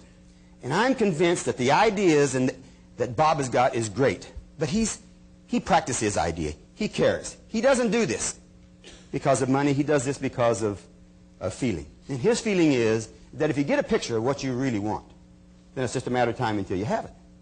So let me wrap this up, Bob, and just with a quote that came right out of the book that he's talking about right now of James Allen. And this is what the whole seminar is about right now, where it says, the vision that you glorify in your mind, the ideal that you enthrone in your heart, this you will build by your life, and this you will become. It's really been nice to come and be with you in Toronto again. It's my personal pleasure. Bob, and thanks for having me, friend.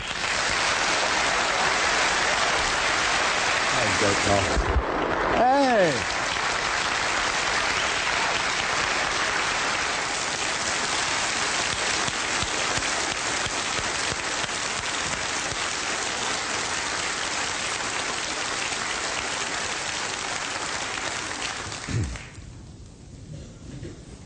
You know,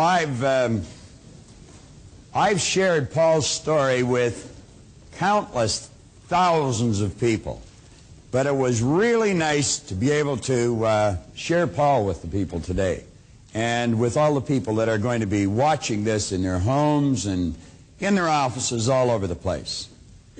Paul talked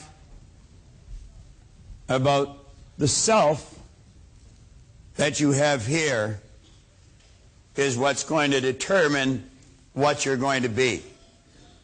John talked about I never noticed a difference in that, Paul, but I always found the Americans crucified our language. At any rate. And I guess the Canadians crucified the English language. But at any rate, you have an image here in your subconscious mind. Now, the first step in changing that picture is in your exercise book, your action planner on page 26. So often, as Paul mentioned to me, for 22 years, every year he promised he was going to get one of those citations, but he said, I never got it. Emerson said, of what use to make heroic vows of amendment if the same old lawbreaker is going to keep them? You see, Paul was trying to get that citation with the same old picture. And the only thing I suggested to Paul, and it didn't take long, was how to change the picture. And I said, you change the picture, Paul, and I said, your results will change so fast, you'll be shocked. Now, this never happens by accident. You've got to put forth a little effort.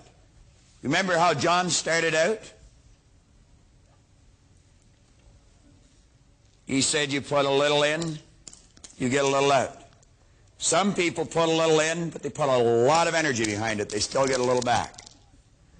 If you put a whole lot into it, you'll get a whole lot back. Now, what I want to suggest, as this lesson comes to an end, I want to suggest that you go someplace quiet, by yourself, and think. I mean, really think. Life is precious. There's absolutely no question about it. I think that there's enough evidence, just in what we've covered in this seminar, to indicate to you that you can have, do, or be the things you want.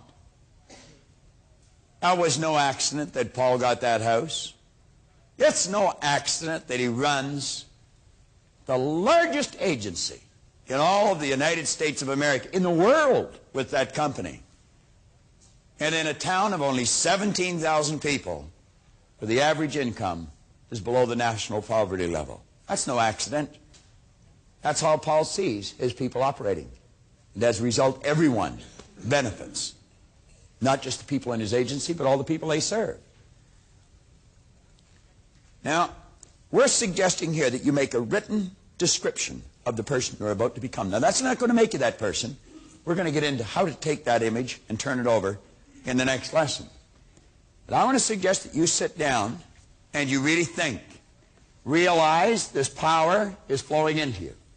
As it flows in, we said it just is. It's without form. You make it what you want. And I'm suggesting that you build into your mind a picture of exactly how you want to live. Don't give any thought to how it's going to happen. We're not at that point yet. One step at a time. What kind of a person do you want to be? Where do you want to be in your commercial career? What kind of a financial position do you want to be in? I can tell you one thing with absolute certainty. When Paul got this idea, he was already winning. When John and I got it, we were miserable losers. And I know that if I can do it, anyone can do it. I've gone into prisons with this, and so has John. We've worked with people who are right down and out, the castaways. And we've watched them literally change their life just through these simple concepts. And so can you. But you've got to decide, how do you want to change it? You don't get the house by wishing. You decide, what kind of house do you want? Now, don't just build a picture of being a wealthy person. When Ray Stanford first suggested I could change, that's all I was interested in. And I got it. Howard Hughes did too. But he ended up alone and lonely and in a very defiled body. Now, build an image of being happy, of being healthy, and of being wealthy. And I would suggest that you build into it the kind of an attitude that you want for everyone else, what you want for yourself. And your life will be absolutely incredible. Now, all you have to do is build this picture in your mind. And when this lesson's over, I'm going to suggest you go somewhere quiet and do that. Don't put it off. Do it.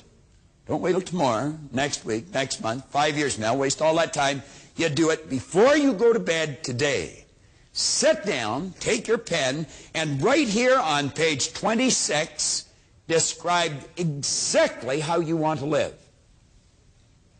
And when we get into the next lesson, we're going to show you how to firmly plant that image into this part of your mind, and I'll guarantee you, you'll change. And you'll change fast. Now, you just heard from a gentleman from Pittsburgh, Kansas. He's flown all the way up here just to share that with you, that it does work for him. Now think. He tried for 22 years. You can tell by looking at him he's a good man. For 22 years, he tried to get what he wanted, and he couldn't do it. You'll never do it through force. You'll do it through faith and by law. And we're going to show you how to put it in there tomorrow. You'll have to admit, Paul Huntsey sure changed the direction of his life and that of all his family with the proper image. He was something else, wasn't he? Well, we're at the halfway point now. I might suggest that before you even go any further, you might want to go back and review all of this material. It's so important to you and your life. Now focus on your goal. Sit back and really think, what do I really want? Like Paul, It might be that dream house. Holding on to the key, ready to unlock your destiny. Oh, rich, rich, rich.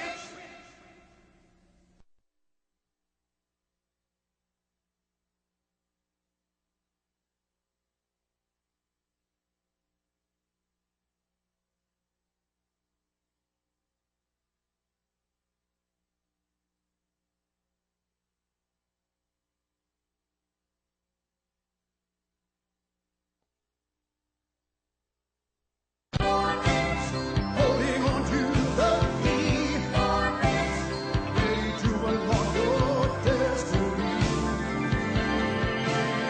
There's one or two key points in this seminar that I have stressed thousands of times. It's vitally important that you follow them properly. On page 26 in your action planner, it's suggested that you make a written description of the person you are about to become. I couldn't stress this enough. I've pointed that there's 2 pages in this book that can literally change your life. This is the first one. Now, what I want to suggest you do, it may seem foolish, it may seem like a fantasy, but I can assure you it works. I want you to stop and think of exactly how you would like to be. The type of person you really want to be. Write it in as much detail as possible on page 26, and write it in the present tense. You may draw on different people that you admire and respect as role models that you might want to emulate this part or that part of their personality. But make this in as much detail as possible in the present tense. Begin by writing, I am so happy that I am, and then describe the person you truly want to become in as much detail as possible. Don't go any further until that part of this exercise book is filled in. Don't spend 5 seconds wondering how you're going to become this person. Just make it very clear the person you want to become. We'll tell you later on how to execute the image.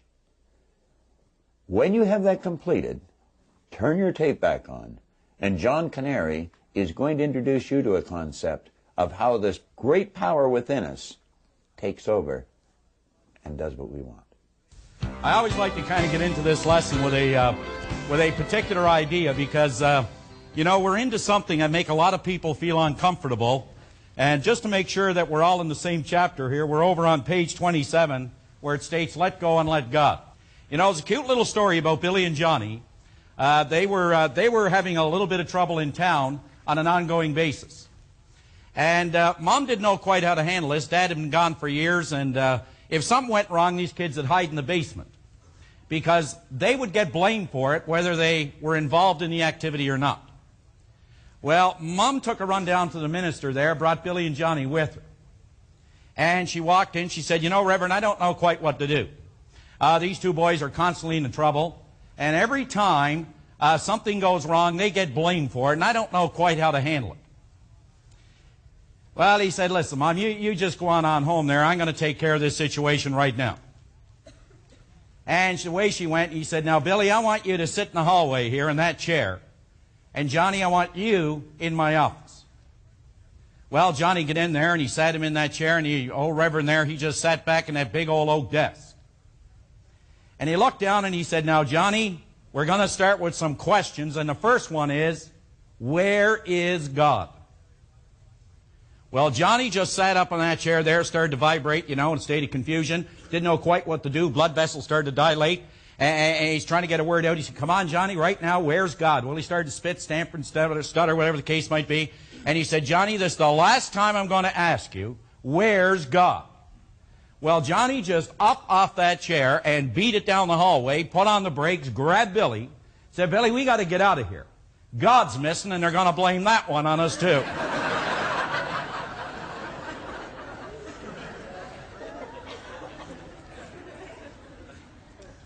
In this marvelous book that everyone has in their kit, when you pick up and you read this chapter, I want you to keep something in mind. That for 8,000 years, all of the great thinkers, they have all disagreed with one another on many, many different things. But you know, there was only one thing that they were in complete and unanimous agreement with. Just one. That there is a power in this universe. And they say that this power, that it animates, it penetrates, and it motivates the entire cosmos. Now, not too long ago on a TV show, Madam O'Hare was being interviewed by Phil Donahue. And Donahue, she's the lady who's the head of the atheist movement.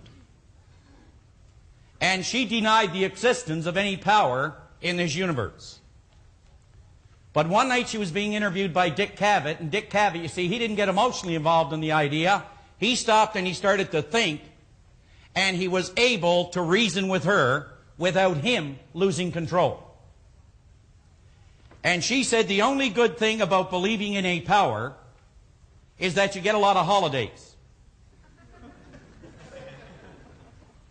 And Dick Cavett said to her, you get a holiday every single year as all atheists do. And she said, when is that? And he said, on April the 1st. Now, if you were to go to the Ark of Apollo at Delphi, you'll see just two words inscribed over that ark at Delphi. And those two words go like this. It said, know thyself. But what do we really know about us and what this power is that animates, flows through us, flows with us?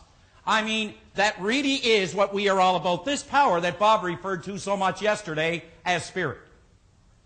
Now, to properly do this exercise, we're going to have to define or try or attempt to define this power.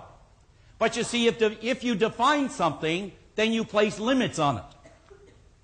So you see, the way we're going to define it will not limit it. As a matter of fact, it will show that it is unlimited and that it is infinite. In a marvelous book that I brought out here with me this morning called Your Invisible Power, Genevieve Behrend, I think, put it together well in this book when she said, to get good results in our life, we must properly understand our relationship to this great impersonal power. Now think about what she said.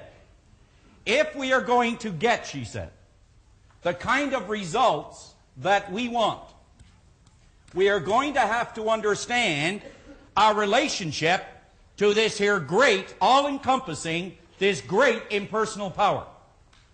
Now she said, this power is intelligent.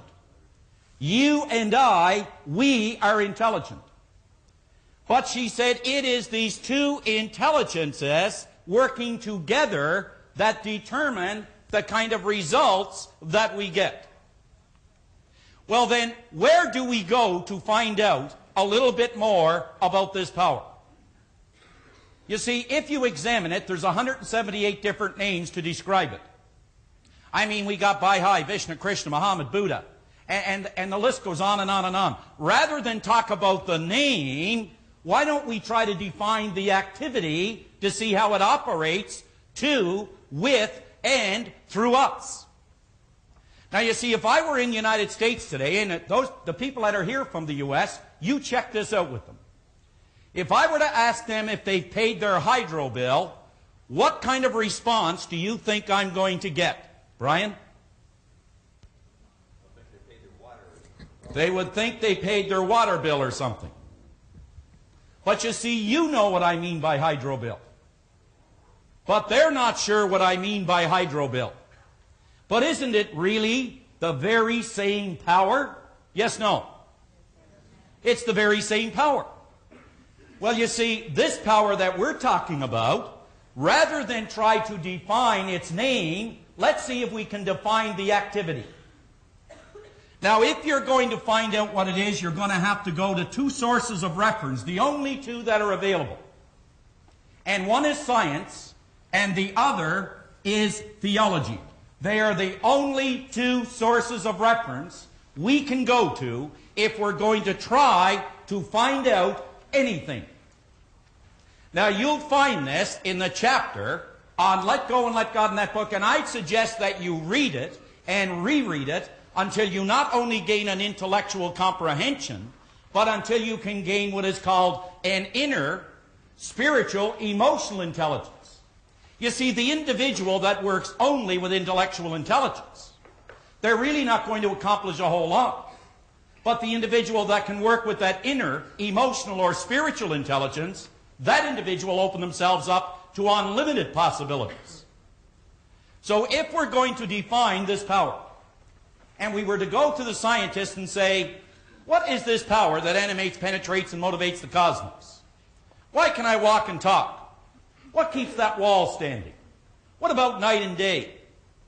Why is there such order in these cosmos? How do I know where there's a certain star going to be 1,000 years from now and time it within a fraction of a second? Well, the scientist will tell you there is a power that animates the cosmos, and this scientist will say he will call, or she will call, that power energy.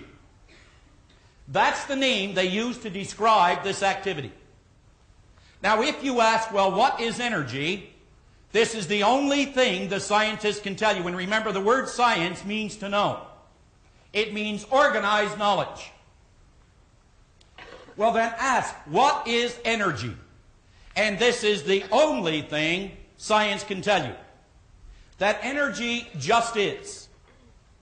It is neither created nor destroyed. It is the cause and effect of itself. And it is 100% evenly present in all places at all times.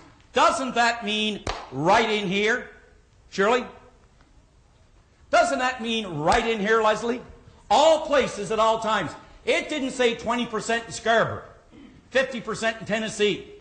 100% evenly present in all places at all times, is almighty and is all-powerful. That's fine.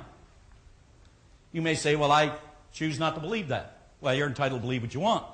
But remember this, if you don't believe in something, you're going to fall for anything. So we can cross that one out if you like, but some of you will not. Well, that only leaves you one place left to go. And if you were to go over to theology, and what does theology mean? Well, theology just means one thing, the study of God, at least in this part of the world. In another part, it may be Baha'i, Vishnu, Krishna, Muhammad, Buddha again. It goes on and on and on the list. But if you were to ask the theologian, I just left the scientist, I'm trying to find out, what is this power that animates, penetrates, and motivates the cosmos? Say, I just left down there, and I'm trying to find out a little bit about this power. I mean, you've been told that if you do this, thus, and so, you're going to win, that you have great potential. Have you ever been told that, John? Have you ever been told, honey, if you change your attitude, we get along better? And if you change your attitude, you could use your potential and you could be more effective? You ever been told that, Jim? On a daily basis? Sure you have. But you see, the scientist, I went to this scientist and they told me something about this energy. Now you go over to the other side and you ask the theologian. And the theologian will say, yes, there is a power in this universe that keeps everything in working order. But we have a name for the power in this part of the world. What do they call? What is the name they use in this part of the world?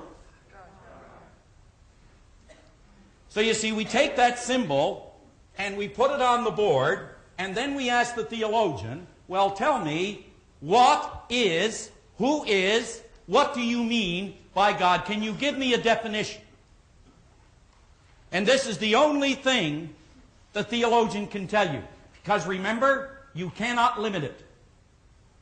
And the theologian will say, there is a power in these cosmos that we call God, and God just is. Neither created nor destroyed. He is the cause and effect of himself. And he is 100% evenly present in all places at all times. Now it seems to me that I heard that just a few minutes ago. So the only thing that has changed is the name. The activity is the same. And it is clearly demonstrated in the book.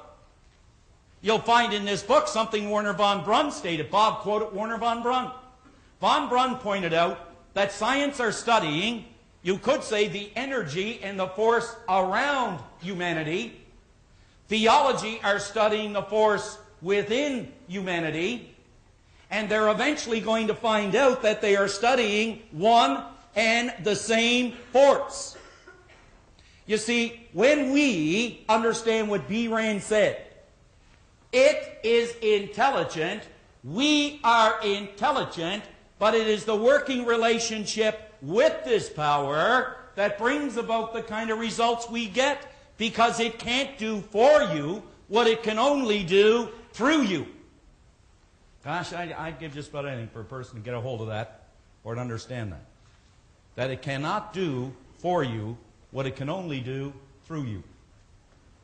Think about that. Now, would you go over to page 27? We got to move on here. And at the very top of the page, for centuries, there has been a select group of people who are the real thinkers. I mean, we could name many. Edison, Emerson, Thoreau. I mean, there are so many. We could be here all day talking about them. But every one of them, although they had different ideas and different philosophies, this is the one thing they were in complete and unanimous agreement with. These individuals have always known there is a power which permeates, penetrates, and fills the inner spaces of the cosmos, and that everything you see around you is an expression of that power, and so is everything which you feel. The power operates in a very precise manner, which is generally called law. We choose to call it God. Others may speak of it as love, divine mind, divine intelligence, Jehovah, Lord, Father, first cause, as well as a whole host of other synonymous names. But it doesn't really matter what you call it, because the important thing to bear in mind, and anyone of understanding will really admit the fact, is that it is the power that doeth the work. It's not you and I. It's something we work with. But it also works with us. In other words, everything comes from one source, and that source power always flows and works to and through you. And that is you. Stated differently, the image that you have formed can only come to you on the physical plane of your life. In other words, your results. In one way, and that is by law and through faith. Now, the second part of this particular chapter, Bob is going to work with to show just how faith moves this power into action. Keep these two things in mind as we go through it. There are only two words you need to remember as Bob walks you through this. One is order, and the other is movement. Order and movement. And when both of those are functioning together rather than working against one another, we have success. Happiness, health, and wealth, which is your birthright. So let's bring on, to take us through the rest of this particular chapter, my good friend and your good friend, Bob Proctor.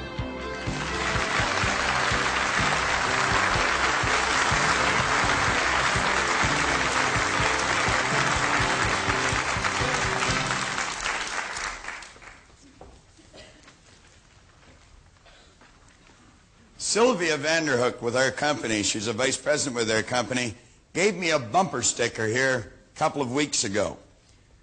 And it said, "It's too bad ignorance isn't painful." And you know, that's so true. In covering this particular subject, you're hitting on probably one of the most important things that anyone can study, and yet very few people study it in any depth with respect to application in the various areas of their life. John was quoting Werner von Braun, the late Dr. von Braun. He said one time, now keep in mind this was a scientist, he is considered by many as the father of the space program, and he said after years of studying the spectacular mysteries of the cosmos, he was led into a firm belief in the existence of God. And he pointed out that science and religion were not antagonistic. He said, on the contrary, they are sisters. Well, one studies the forces of nature outside of us, the other studies the force within us. John made reference to that. He was talking about the atheist. I heard a cute little story one time where the guy said he always felt sorry for the atheist. He said when they die, they said they're all dressed up and they got nowhere to go. And now, I have seen in my own life and in a number of other people's lives some spectacular things take place when a person grasps this idea. Yesterday, I pointed out that one of our great problems was that we thought we were physical beings. And of course we're not. If we were just physical, then there would be a limit to what we could do. There's a limit to what that table can hold. You start piling weight on that table, and you're going to get to a point where the table's just going to crush under the weight. It's like the story of the camel and the straw.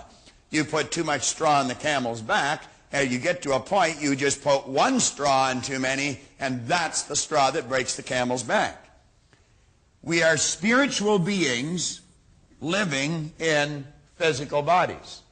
Now, you and I have an intellect, and through the proper use of the intellect, we can do wonderful things in our life.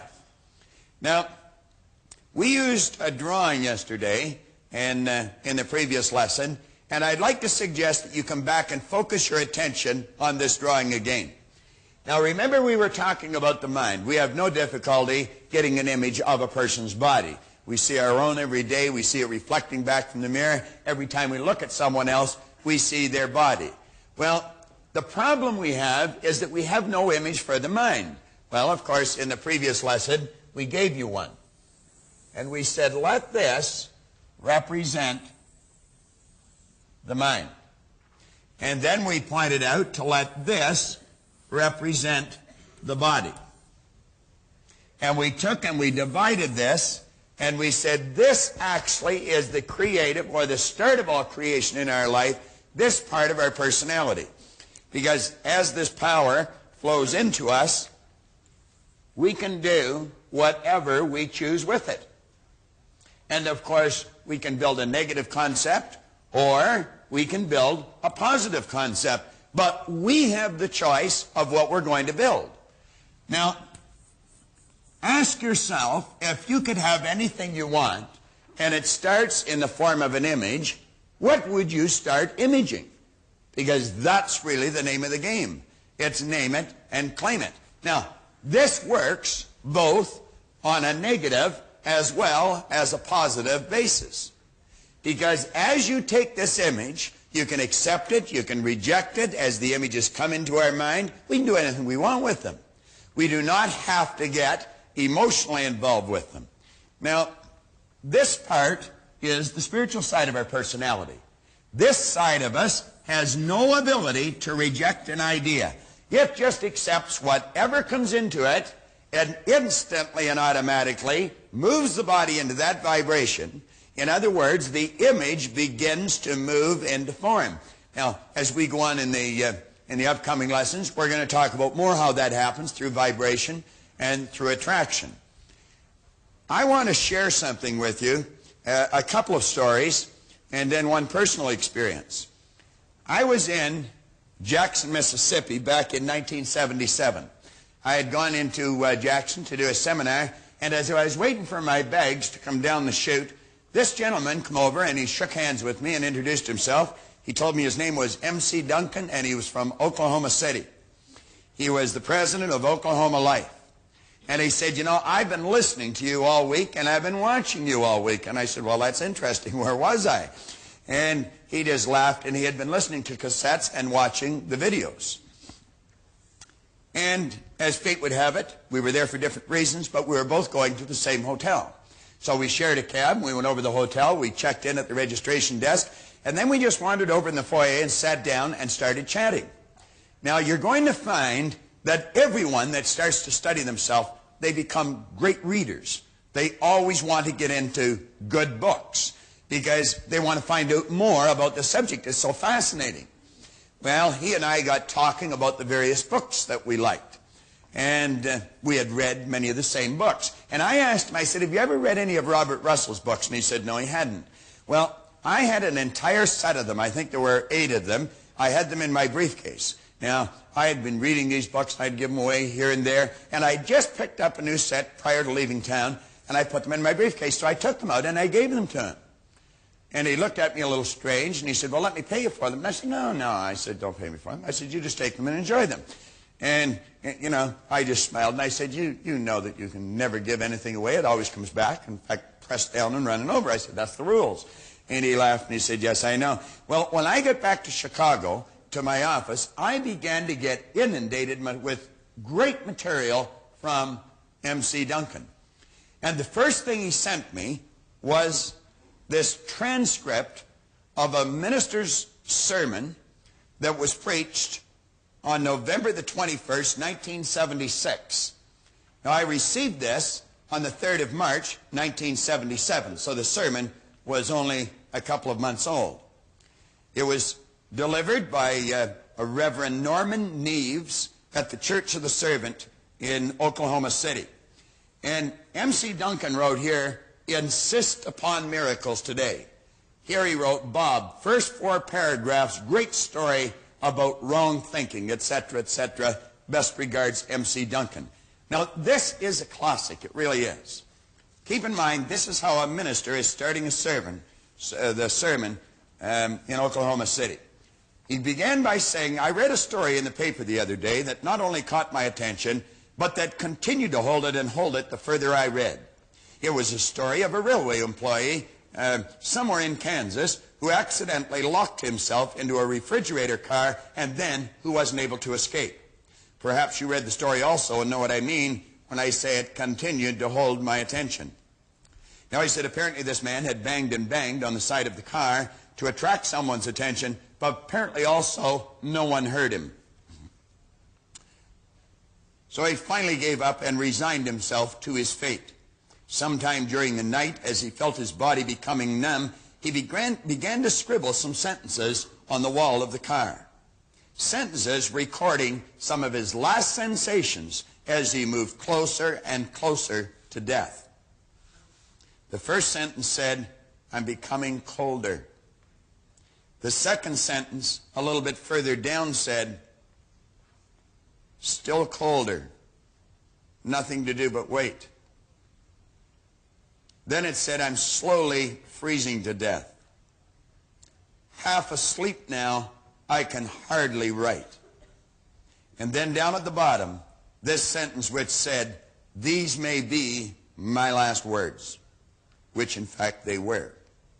When the railroad car was opened the following day, they found him dead. But let me tell you something that's really startling about this story. The freezing apparatus on the car had been malfunctioning. It had not been operating properly for several days. And believe it or not, the temperature hadn't gotten below 49 degrees during the entire night that he was there. In other words, this man had become the victim of his own illusion. He had presumed that his time had come and his life was over, when in fact there was no need of that presumption at all.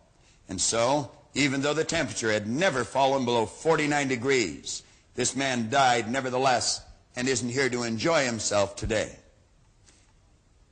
Neves went on to point out, he said, there's a lot of us that do that with our lives, aren't there? We misread the signs of our predicaments. We presume that things are worse than they really are. And so, like that man, we too become the victim of our own illusion. We die, if you will, even though the temperature of our circumstance never even gets close to freezing. Now, you see, this man used his reasoning factor, and he used it incorrectly. He let what he thought were circumstances control his thinking. That's the image he put in, and that's exactly what he got. Do you think maybe that that's what Moses was talking about when he talked about that reasoning factor? When he said, behold, today I lay before you both a blessing and a curse. Now, I'm going to give you an example of someone that used it the other way. Many years ago, I made a sales call in Chicago when I first started to do seminars in the United States on a gentleman named Mel Haycraft. Mel Haycraft was the vice president of sales to the Prudential Insurance Company in their Mid-America region. Now, I did not know it at the time, but the Prudential Insurance Company was the #1 company in the world, and the Mid-America region was the #1 region in the Prudential Insurance Company out of 10 different regions. So needless to say, I was talking to a heavyweight when it comes to business. I was only in his office a few minutes, and Mel said, well, Bob, what is it? And I said, Mel, I've got a seminar that'll just get your sales flying. And I'll never forget the smile that had come on his face. And he looked at me, and he pushed his chair back from the desk, and he opened a drawer, and he took a file folder out, and he spun these brochures across the desk. Did you see all those brochures? I said, yeah. He's all those people said the same thing. I said, is that right? I said, well, we're different. We was me at the time. But if you're alone in business, you never refer to me, you see. So at any rate, I said, we are different. See, I had a brochure made up that made it look like we operated on the entire 12th floor of the Hancock Center, I thought. But at any rate, he looked at me and smiled, and he said, how are you different? I said, we get results. He said, they all said the same thing. Now, I knew that I wasn't making any headway. If you're in sales, you know when you get to a point like that, you either have to dance or hit the exit. And I wasn't about to leave. I had a hard time getting in to see this man. As a matter of fact, an associate of mine had phoned him every Monday for a year. We couldn't get in to see him. One Monday he was sick. Mel phoned him to ask what was wrong. And that's how we broke down his door. But at any rate, I said, I'll tell you what I'll do. You give me 100 of your best people. Don't give me the worst, give me the best. I said, anyone can do something with the worst. Just give me the best. And I said, we will do a seminar. Won't cost you a dime. We'll give you the material, give you the seminar, and I said, let them be the judge of whether this will help them in their sales. He said, you got a deal. So we did that seminar. I ran into a chap in Detroit here just a little while ago, Carl Walker, that was in that group of people. I remember Carl sitting in the back row. I'll never forget Carl. And about halfway through the seminar, he kept getting up and down and up and down and up and down. The guy was getting so excited he couldn't stay in the seminar. He had to go out and sell somebody. But at any rate, that's a true story. Carl's over in Detroit, and Carl, you'll be watching this. You'll remember as well as I do. We laugh about it every time I see him. But at any rate, we passed the test. I found myself in front of 450 of their district insurance agents at the Hillside Holiday Inn in Chicago. When I was talking to them for a very short period of time, I suggested that anyone in that room could go out and write $5 million worth of business. Now, when I mentioned that, you could just feel, wham, the minds go closed. I'd lost the entire group. Now, do you see, what we were doing and what was different, we were introducing this element right here to their sales, to the psyche of their salespeople, to their sales presentation, to their belief system. They had never had that mixed in with their training before.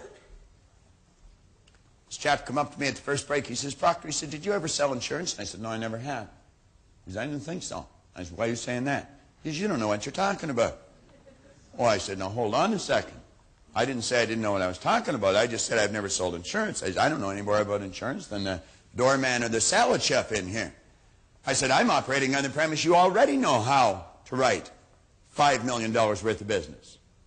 He looked at me and he said, well, wait just a minute. He said, you know this company is 100 years old? And I said, yeah, I'd heard that. He said, you know there's 20,000 agents in this company? And I said, yeah, I'd heard that. Well, he said, did you hear that we've never had one write $5 million worth of business? Well, I said, then you can be the first. Yeah. Now, this was around the end of August. He said, you said this year. I said, that's right. He said, the year's over half gone. I said, then it won't take as long to do it.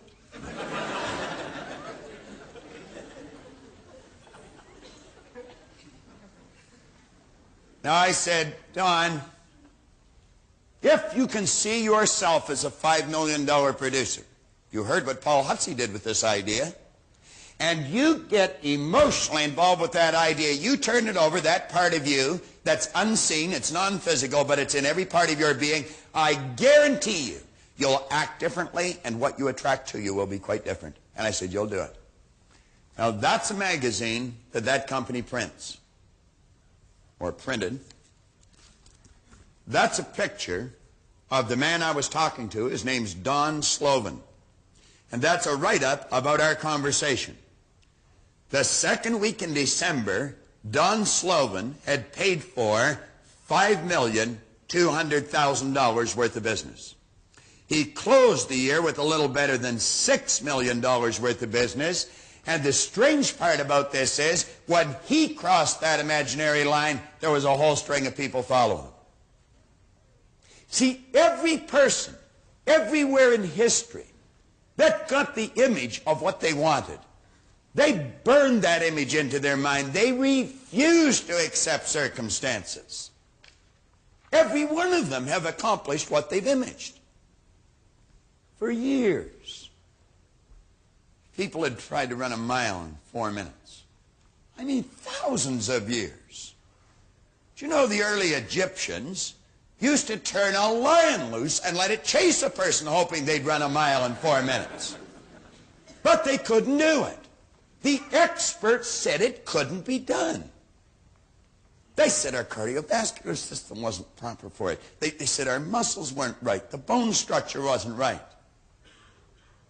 But in the spring of 1954, a young guy named Roger Bannister quit believing in the experts, started to believe in Roger Bannister, and he ran a mile in under 4 minutes. Within a month, other people were running a 4-minute mile.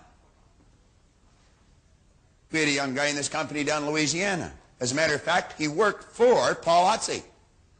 That wrote $5 million in a week, and he previously hadn't written 3 in a year. Now, why am I mentioning these things? Well, I mention them because you could all tell a story like this about yourself. Just reading on commitment here, it's vitally important that you remain committed to your goal.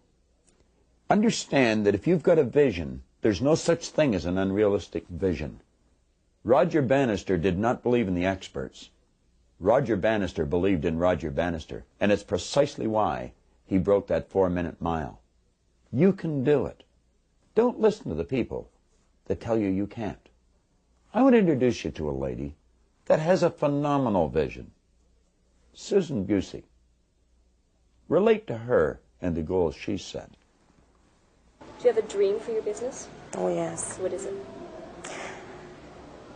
Without being a cliche, to be a household name, but to be the best service in the world. Susan Busey said, the very biggest and the best in the world. Susan Busey started a maid service. They're cleaning homes. And she wasn't satisfied just to work in her own neighborhood and earn a few dollars. She wanted to develop this worldwide. I received a call from Susan just within the past week. Susan is opening in the Orient. She has a contractual arrangement with Japanese business firms, and she's going to be opening her business in the Orient. Susan Busey, like Roger Bannister, did not let people telling them they couldn't do it stop them. Don't let anything stop you. You stay committed to your goal. Keep that dream in your mind, and understand the power within you will execute it if you just hold it there and give it everything you've got. It was his stick person concept, letting go of the past, which I was quite prepared to do, and had never heard anybody say to me, let go of the past in such a way that I did. Take a look at the future with optimism and fight. If you want something bad enough, go for it and get it, and I did. How many people here have played a yo-yo? Come on. How many have played a yo-yo? Let me see it. Have you ever played a yo-yo? Sure you have. Well, I was wandering down the street in Columbia, South Carolina. Must be 15 years ago. I was working out of Los Angeles. And at noon this day, I didn't feel like eating. I was going a little stir-crazy in the hotel. So I decided to just go for a walk. I was with another chap named Michael Sobel, who's a lawyer of ours out of L.A. And we're wandering down the street. It's a beautiful day. And I saw this little kid playing a yo-yo. Now, do you know it's marvelous the way our mind works? We can relive years in our life in seconds, just like that, a millisecond. Well, when I saw this little guy, I had a great movie just whoom right across the screen of my mind. And I saw myself as a little kid coming running out of Balmy Beach Public School in the east end of Toronto. And I would run up Beach Avenue and down Kingston Road, and I was looking for a specific guy. His name was Ricky McGinnis. And Ricky McGinnis was employed by the Cheerio Yo-Yo Company here in Canada. He was a yo-yo pro. He was a champion. And I'm going to tell you, this guy could play a yo-yo. Now, they dressed these guys up. You see, they gave them a uniform. The uniform consisted of a maroon sleeveless sweater that had red, white, and blue here and a V-neck. That was for V for victory. That came from the Second World War. Some of you weren't around then. In fact, most of you weren't around then. But anyway, that's what that represented. But he had a great big crest here in the center. And it had Cheerio across it, and it had Yo-Yo Champion. Then it had little badges sewn all over it, and each one of these little badges represented a trick. And if you learned the trick, you'd get these little badges. Well, of course, he had them all. And I always remember I envied this guy because he had a great big raft of yo-yo strings around his neck. Now, yo-yo strings, when I was a young guy, were 2 for a nickel. And, of course, if you had 2 nickels at the same time in our neighborhood, you were considered financially independent. I mean, now, it was a poor neighborhood. None of us slept alone in that area until after we got married. I mean, you just fat ones on the bottom, you know. I mean, it was a rough area. Well, at any rate, every now and then we'd break a string, and we didn't have a nickel to buy a new string, and he would take one of these strings out, and he'd hand it to us. He might even pat us on the head and call us by name. Well, of course, we had arrived if the pro recognized us. Because, you see, he was like the Pied Piper. When we found him walking up the street, we'd walk with him, and we'd just stare at him, you know, and just look at him. I mean, we had this guy. You talk about God. We thought this guy was God. I mean, we had him deified. Well, at any rate, he would get to Kingston Road and Scarborough Road, and he'd start teaching us a trick, and he'd test us on the trick, and we'd form a great big circle around him. Now, that's what I saw in a matter of a millisecond when I saw this kid play the yo-yo. And I suddenly had the strongest urge inside of me to play a yo-yo. I didn't have a yo-yo. So I called this little kid over. I said, come here. He was all by himself, just a little kid. You know, so he come over and I said, give me your yo-yo. So he took his yo-yo off and he gave it to me. Now, he was still at a pump your body stage. You see, he didn't know how to play the yo-yo. He was like Carol. He was just learning. But at any rate, he'd be walking along and he'd pump his body, and I guess if he kept doing that, he figured it would go up and down. So at any rate, the little kid gave me the yo-yo, and I thought, I wonder if I could still play one of these things. I hadn't had one in my hand for years. It's not bad. You can give me a hand for that if you want.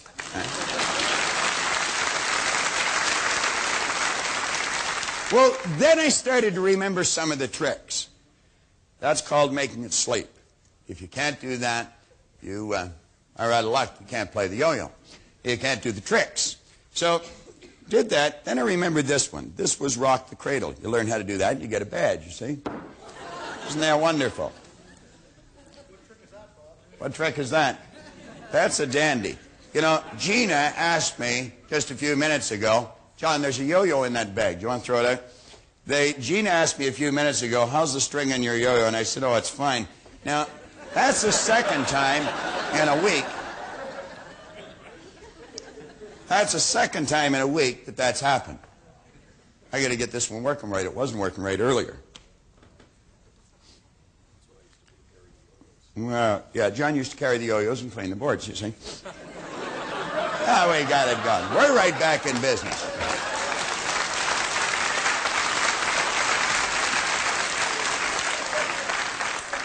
Remember that song, John? It's just like old times. He was only a baby. He was a bad baby, too. Now, you don't believe me, ask his mother. She's sitting up there. Well, at any rate, I was in the Boy Scouts. You see, I came prepared. I have 2 yo-yos. I think I have 2. Yeah. That was rock the cradle. You learn how to do that, and you get a badge. Now, we had another one. Well, this is a dilly. And this one called shoot the gun. Now, seeing as how a pro's at his best regardless, I'm going to make this sucker work. But at any rate,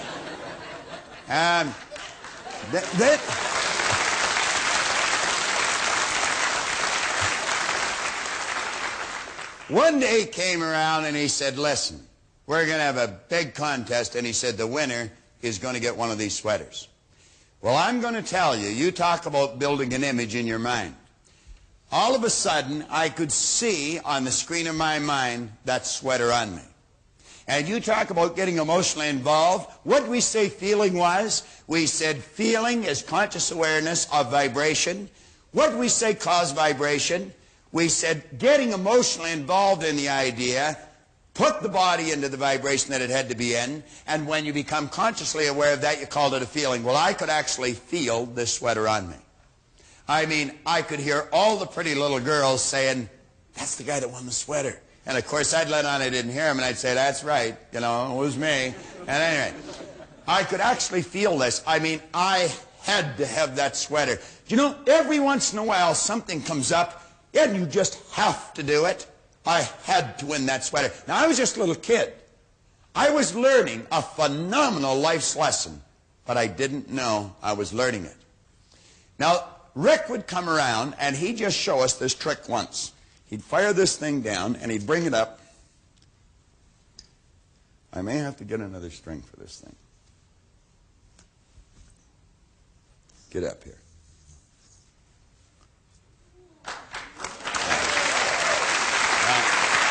You got to do that.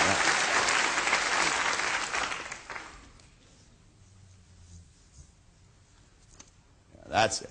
All right. Now, how many of you can do that with the yo-yo? Now ask yourself why you're not able to do that, and I am. Do you want to know why? I'm going to tell you why. See, any person in this room could learn how to do that. If you wanted the sweater bad enough, and I wanted that sweater, and I hooked the sweater up, what I wanted, with what I was doing, and I had to believe I could get it. What did Napoleon Hill say? He says there's a difference between wishing for something and believing you can receive it. And he said the key is you've got to believe it. William James says believe, and your belief will create the fact. Well, you know, that's where it all starts. That's where it all starts. I don't care how simple it is. I don't care if it's just winning a sweater with a yo-yo. It could be writing the 5 million, or it could be doing what that man did in the boxcar. It works both ways. It has no ability to change the idea. Whatever you ask for, that's exactly what you get. Now, as you take the idea that you build, and you've got the ability to sit down and design any idea you want. You see, if you are going to decorate your room, you'd get an idea here in your mind of how you'd like that room decorated. And then you'd go and get the things that you needed, and you'd put them in place until you had built on the physical plane of life a replica of the picture you've got in here. We have a gentleman here with us today that wrote the music and the lyrics for The Ghost and Mrs. Muir. Give Scott Turek a hand. Sitting right over here on the side. Stand up for me, Scott.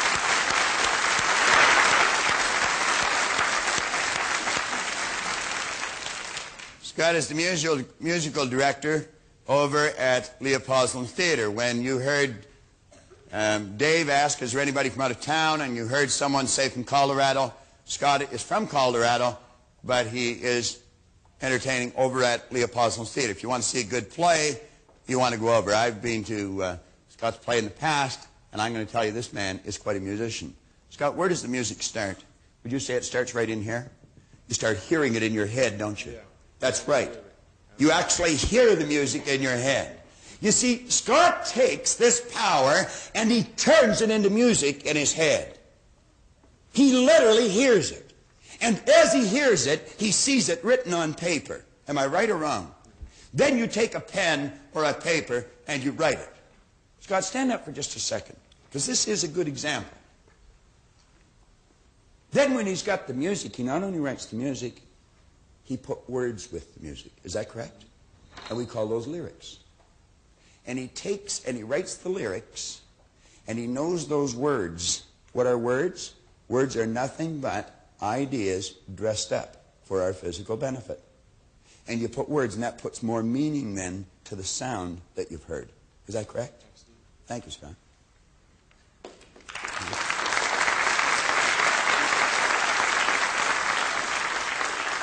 Now, you see, some people will say, well, he's creative, but I'm not.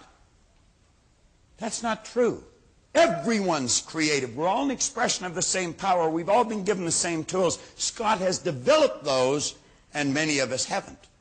This is where it starts. Now, you're working with a universal power. This power just isn't in you. It's in everyone. It's in everything. We use this drawing to graphically convey an idea of you, your body, your mind, your intellect. But if you were to look at this properly, this is how it would appear.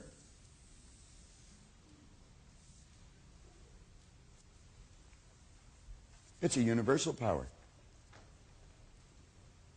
that you're impressing that idea on. Do you know when you throw a pebble into the lake, the entire shoreline has been changed? If you throw a pebble into the Atlantic Ocean, the entire shoreline has been altered. You'll say, oh, not the Atlantic. Yeah, even the Atlantic Ocean. Do you know where our problem is? We could not see with these physical things the change in the shoreline. But understanding lets us see the change in the shoreline. Van Gogh was asked how he did such beautiful work. He did it the same way Scott does it. I dream my painting, and then I paint my dream. Do you know you'll never buy an original painting? Why? The original's on the mind of the artist.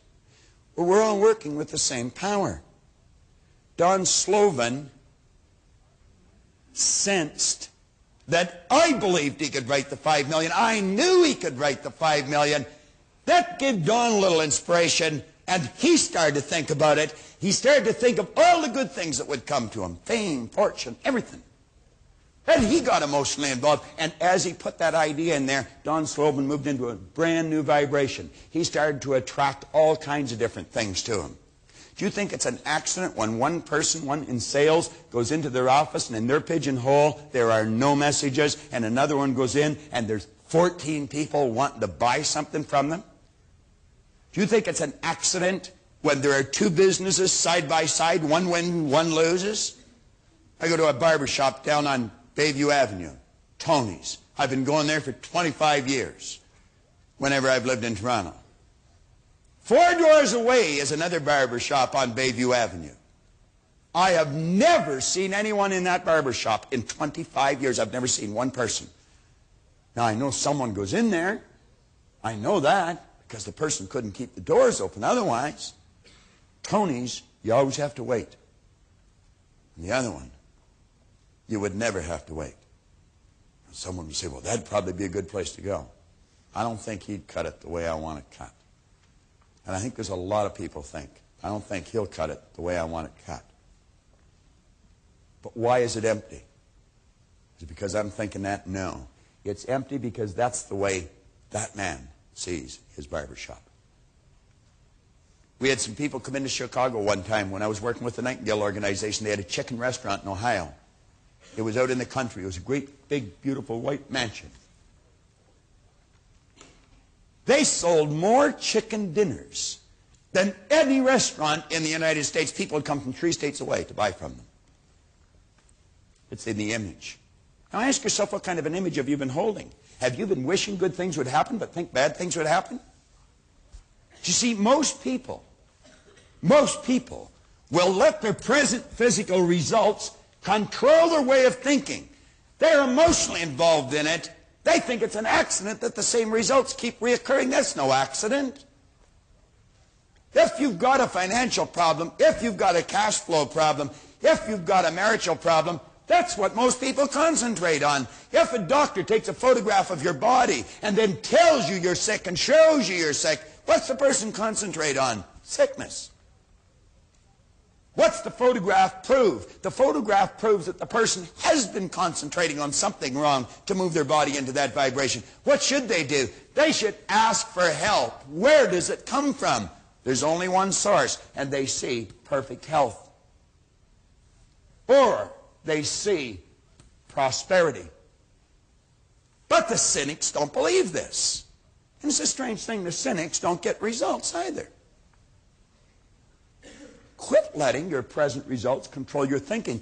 This power that I call God is in every one of us. And it's no more present in one person than it is in the other. Scott the Turk hasn't got any more of this power than Bob's got. Bob hasn't got any more of it than Reen's got. Reen hasn't got any more of it than Dave's got. Every one of us are an expression of the same power. And when we really grasp this universal concept, we're going to realize that we are all essentially the same with the same powers. It's learning how to use this. I remembered how that went then. It says, because the time will most assuredly come, and the best and wisest know not how soon, when death, the leveler of all human greatness, will reduce us all to the same level. It's like burning the paper, isn't it? It's like boiling the water. See, death, as we know it, is moving out of this thing. Life, as we know it, is in this thing. But if nothing's created or destroyed, and if all science and all theology tell us the same thing, then that only postulates one theory, the theory of life. See, everything you have is going to belong to someone else at the time of your death, but what you are is yours forever. Now, we want to try and understand this concept. On page 28, we say you are a perfect instrument for spirit to express itself through. Start to see yourself. Now, every time you think of yourself, think of that drawing. Every time you think of the drawing, you think of yourself. You've got to have an image to work with. On page 28, we say, see yourself as a perfectly endowed spiritual instrument without limitation. When you do, you're going to find it easy, in fact natural, to expect the good you desire. You will also understand that doubt simply obstructs the unfoldment of the prosperity in your life. Now, read this bottom paragraph on page 28. Doubt does not shut down the workings of the power. The power's always working. Think of the man in the refrigerator car. It's always working. It never stops. There isn't some emotional or capricious God saying, oh, wait a minute, you're choosing the wrong thought. You ask and you'll receive. You ask for the wrong thing, you're going to get it. It'll be delivered right on schedule. You can make buck on it. The doubt you hold becomes the picture, which will turn into your physical results. You see, when you build the picture, you control from inside. You do not control from outside, regardless of the circumstance of the present results. What did James Allen say? Your circumstances may be uncongenial, but they will not long remain so if you perceive the ideal and strive to reach it. Do you know what an ideal is? An ideal is an idea that you fall in love with. And you know what love is? Love is resonance. It's harmony. It's in tune. It's operating on the same frequency. Well, when you get the higher side of your personality operating with the lower side of your personality, you're going to see miraculous changes take place on the physical side of your personality. But until you get these two in tune, you're going to have a problem. Because when they're not in tune, there's what we call conflict. And if there's conflict in the mind, I guarantee it'll express itself in the body. What do you think dis-ease is? It's the opposite of at ease. On page 29, one of the best definitions of faith I've ever heard came from a chap in Chicago, Clarence Smithson. Clarence Smithson. He said, faith is the ability to see the invisible. What did we say about Scott's music? No one on planet Earth had ever heard that music that he heard in his head until he put it on paper and then sent it out so that the rest of the world could enjoy what he was enjoying. It's the ability to see the invisible, to believe in the incredible. What is incredible is that there's a power in every cell of your being that operates in a totally deductive manner. It will take whatever image you impress it upon it, and it'll move you into the vibration you have to be in, to act the way you have to act, to attract the thing you have to attract for the manifestation of the image that you chose to build.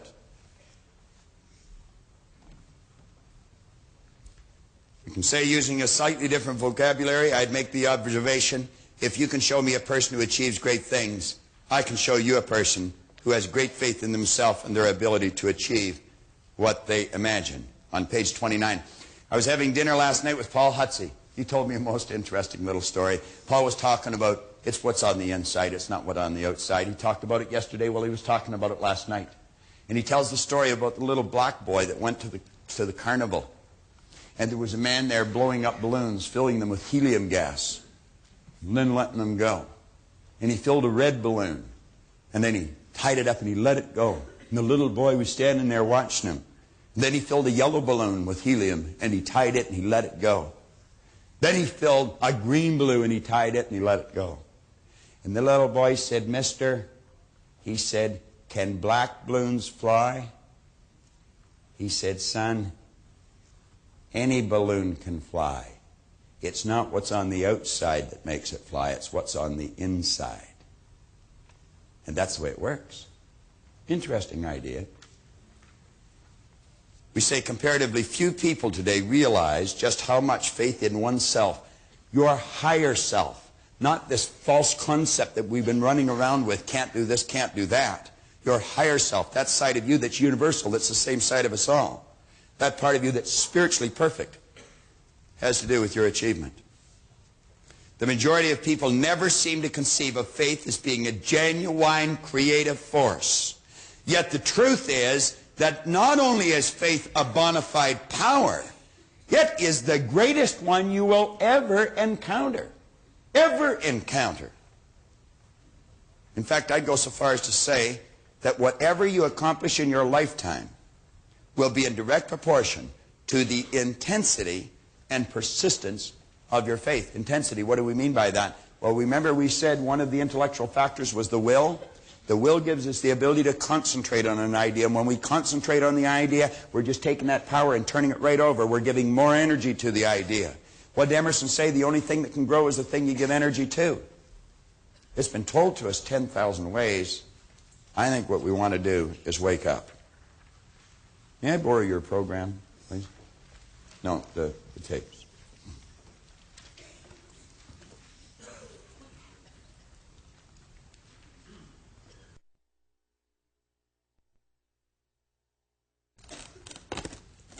You have a set of these tapes. You need a new tape. Some of you will be wondering how to get these out, and you're digging with your fingernails. And the ladies are getting upset because they're breaking their fingernails. You just have to press on the side. And they pop out. And then it tells you underneath how to get them out.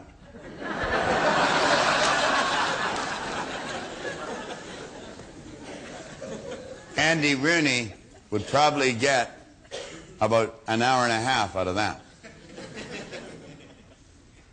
Now, you've got a relaxation and visualization tape. I want to suggest that you put this to good use. On page 30, we're suggesting that you take this new understanding that you're developing. You take the description on the mind. You let yourself get emotionally involved in this image. And you know that every time you do, in a very relaxed state, wham, you just trigger those brain cells. You just think of the new you, and that picture comes up. And you know every time you do that, you're giving more and more energy to those brain cells. They become stronger and stronger. And in a relatively short period of time, those ideas will be fixed in your mind, and that's the way you'll live. When Cary Grant passed away, I read a page, an obituary on Cary Grant. There was an entire page of one-liners. The last one was by Cary Grant himself. He said, "I acted like Cary Grant for so long, I became him." I acted like Cary Grant for so long, I became him. You can say, "I've acted like this person on page 26 for so long, I became that person." Now, you can go over this lesson and go over it. You can't go over it too often. Couldn't possibly. We're going to touch now on what you should expect, because you're going to find that expectation is what really makes the difference. Now, as John goes through this page, I want you to think. If I built that picture on page 26, I painted the picture. It's like Scott heard the music, then he painted it on paper. Well, you saw the person, and then you painted it on page 26. And every time you get emotionally involved, you rewrite it. And you're going to find you'll crystallize it, and you'll make it better, and you'll make it better, and you'll make it better.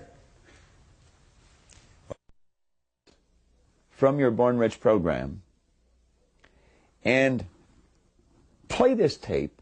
What you're going to do is put yourself into a very relaxed state. It'll be an altered state of consciousness. Go and lay down someplace quiet by yourself and turn this cassette on.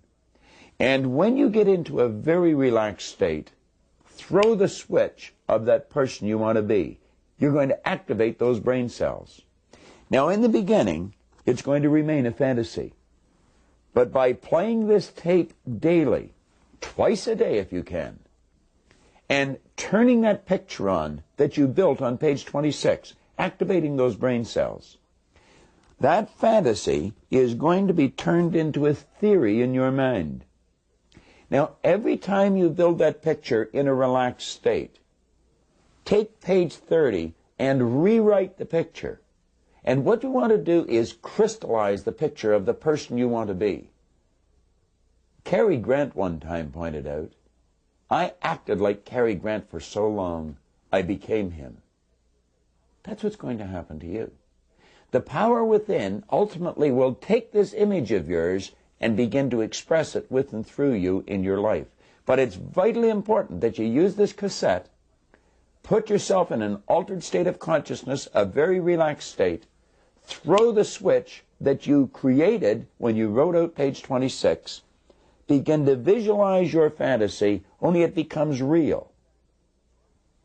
When you come back to a normal conscious state, it's very important that you rewrite this picture again. Each time you rewrite it, it'll become clearer and clearer. Now, you may alter it a bit as you rewrite it. And as you rewrite it, you give more energy to those brain cells. Every time you relax, you're moving that picture more and more into a state that we call a theory.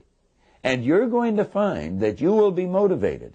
The power within you will actually take that image and begin to express it with and through you, and your theory will literally become a fact. Mine has, Roger Bannister's did, and so will yours. But it's important that you do what we suggest with page 30. Now, when that's complete, the next part that John Canary is going to lead you into is going to be truly rewarding for you. John's going to suggest that you begin to expect an abundance in your life, in all areas of your life. Keep this idea in your mind as we run through this abundance lesson here. John is going to lead you through that now. Let's give John a hand as he comes on.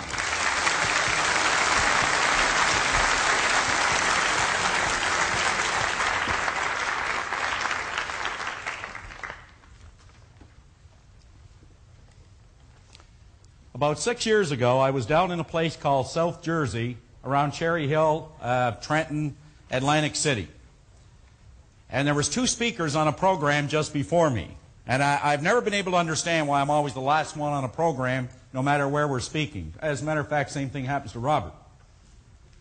But something interesting happened on this program. There were 2 people on it who were stone blind. The first speaker was Tom Sullivan, that you see in the odd TV show, Good Morning America, programs of that nature. And both of them gave the same title to their talk that day. And the title went like this: If only you people could see what we hear.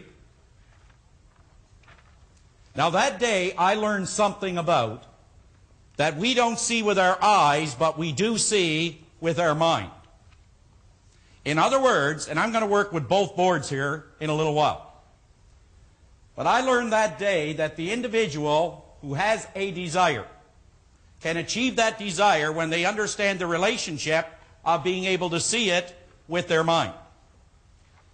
Now, when Charlie Bosley got up that day, I could not believe what I heard when he was introduced as one of the top 10% of all life insurance agents on this earth but yet the man was stone blind. Now, Charlie Bosley said he has always had a desire to achieve something.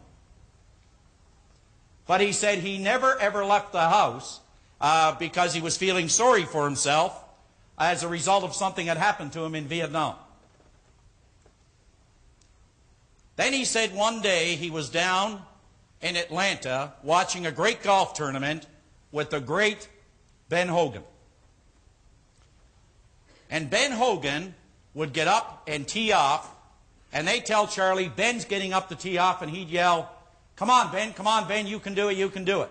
They'd come over and say, Mr. Bosley, you can't talk like that. At a golf tournament, you have to pretend you're at a funeral. But he said, I went through it for 18 holes, because Ben Hogan is my hero. And he said, no one's going to throw a blind man off the golf course.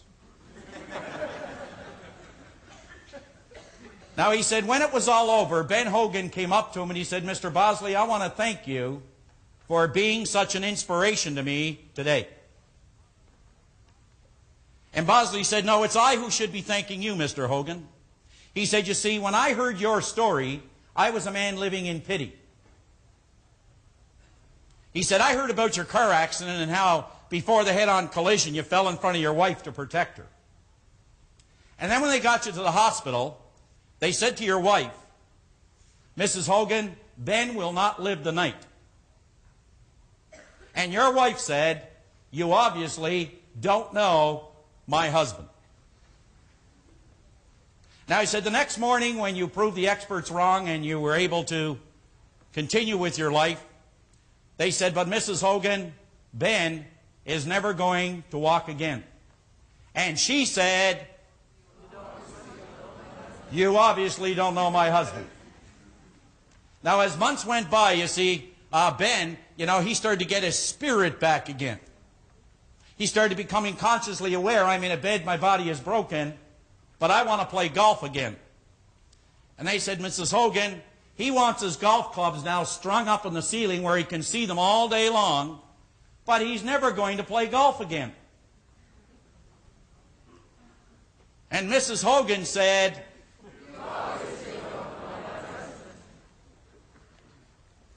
now he said, Mr. Hogan, you have won more golf tournaments and championships since your accident than before. And he said, that's the reason that I started to experience a different relationship with all the things that I have ever desired.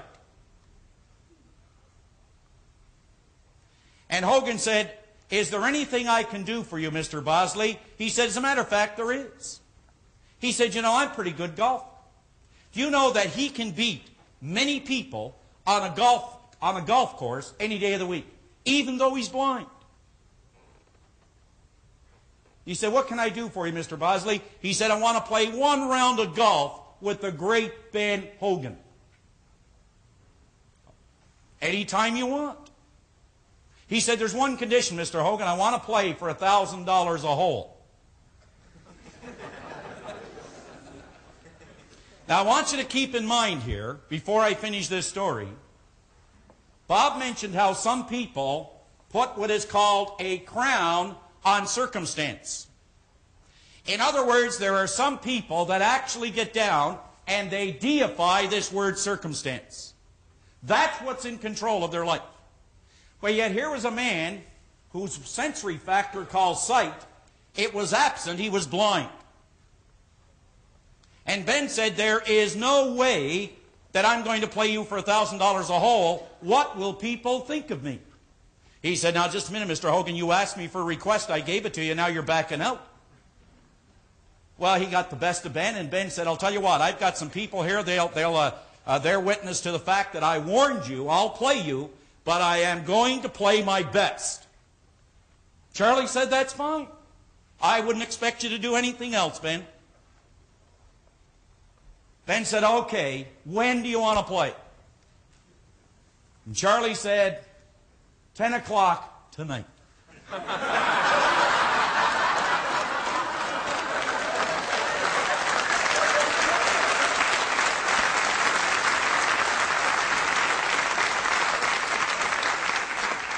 Now I want you to think about what happened.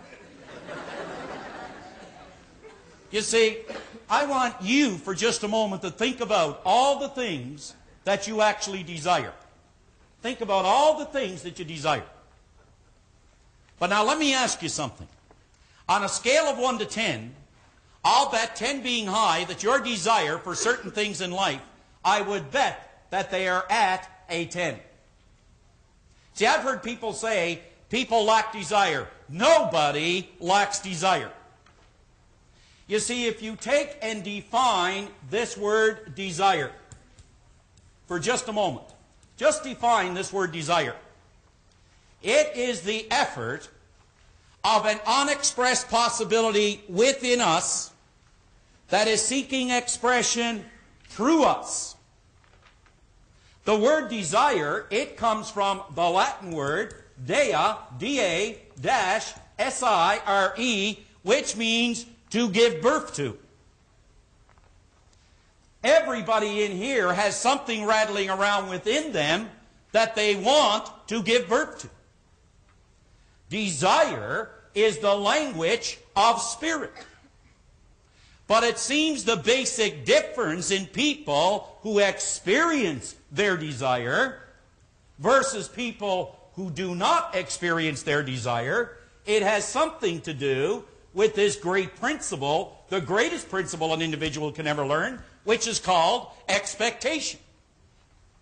Expectation.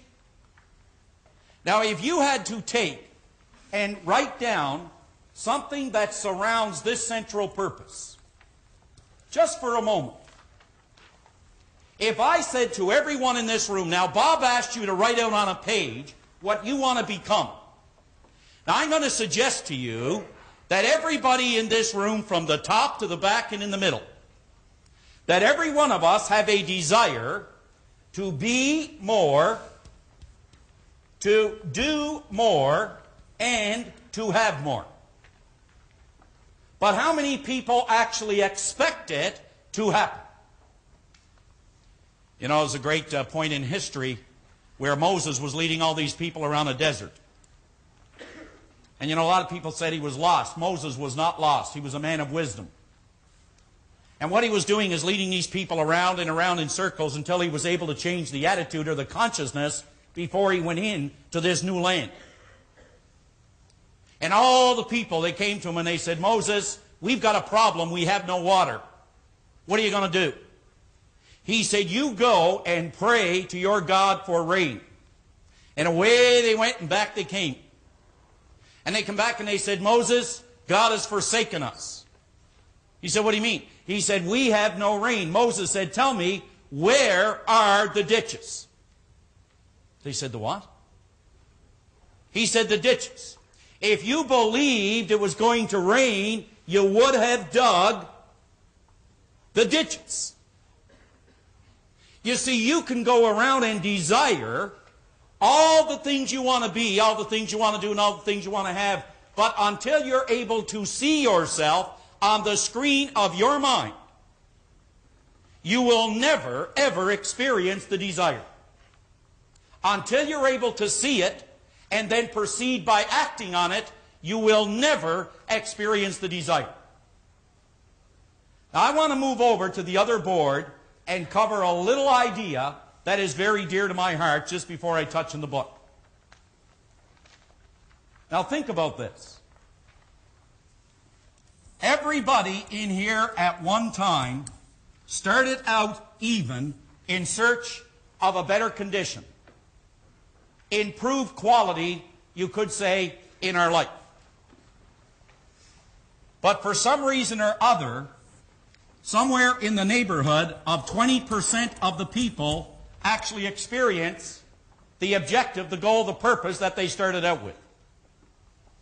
What happens to 80% of the people who start off with this great desire, this great love to achieve something, to become more, to have more, and to do more, to express more and more of themselves? In that marvelous book I just talked about a moment ago, Genevieve B. Rand said this. She said that the purpose of spirit, the very purpose of spirit, is expression. that it is seeking to become more and more over and above what it has already become. What a great thing to understand. It is seeking to become, but it cannot unless we permit it and provide this channel of expression. Unless we give it the channel, there is no expression. So how many people expect what it is they desire? Bob's going to get into this a little more later, but Raymond Hollowell said in his book, we should never desire something we don't expect, and we should never expect something we don't desire. This is the year now, the season, right now, where you see that commercial come on television. And you see a guy standing under a lamppost there, and he's sniffing, and it's raining, and it's cold, and it's dark, and he's getting a cold. And home he goes, and the scene switches, and there he is resting easily in bed because his wife just gave him NyQuil. Now, if you were to go down to any drugstore today and check the shelves for the cold remedies, there won't be too many. But as soon as the commercial hits the market, go down and they'll have an entire aisle dedicated just to the colds, or you could say that is consistent with the commercial. Because the season now has set up this mental ruling state which is called expectation. This is the season we expect to catch a cold. I've had people in the programs, I go up to them and I say something like this. Do you get a couple of colds a year? Yeah. How many have you had this year? One. Have you got one more to come? Yeah, I usually get it about November. Now that is the mental ruling state. Your expectation is a magnet, and it will attract everything of a like nature. Let me give you an example. Brian, would you stand up with Leslie for a moment? Just go ahead and stand up, Brian. But when you met Leslie, did you just say, that's the girl I would like to spend some time with? That's... Brian, just tell me. No question about it. Leslie, when you looked at Brian, did you say, now there's a guy I want to spend my time with? Yeah. Now, I want you to understand something here. The two of them met long before they laid eyes on one another. Now, I know that's going to pop the navel of most people in here. But what you're looking at is the law of expectation. Now, whether Brian was aware of it or not, he was attracting Leslie into his life. Leslie was attracting Brian into his life. Bob said resonance, or love, is the resonance of thought. What you're looking at is love. And what you're looking at is one idea vibrating in two bodies. Vibrating in two bodies. Brian made me promise I'd get him on the program. Okay, Brian, you can sit down. Okay? Now think about it. Where did you get off in search of or in pursuit of what is called your goal? I want you to imagine going down to Maple Leaf Gardens and suddenly the game starts, you drop the puck, you look at each end of the rink and there's no nets. Now the game would be a little confusing. You need nets to play that game. Well, I shouldn't say that with the Leafs, it doesn't matter. But now think about it. I mean, if there were no nets at each end of the rink, the game, there would be a lot of activity, but there would be no purpose in playing the game. How can you play the game of life? How can you get up in the morning, put both feet in the floor, and you've got nothing to work toward? See, you have a desire, but what you do is you don't see yourself in possession of the desire. Consequently, you don't release this power that flows with and through you. But isn't it interesting that we all started out in pursuit of the objective, but something happens at a particular point. We run into a crisis. We run into conflict. And it seems that we run into what is called demands. What are some of the demands we all run into when we start to try and improve the quality of our life? Be a little better as a salesperson. Be a little better as a person, as a mother, as a father. Someone once asked me, give me one good reason, Canary, why I should have a goal and maybe try to be a little bit better than I am. I'm going to give you one. There are little eyes upon you when they're watching night and day. There are little ears that quickly they take in everything you say. There are little hands all eager to do everything you do, and a little boy or girl who's dreaming of the day they'll be just like you. For you're this little person's idol, you're the wisest of the wise, and their little mind about you no suspicions ever rise.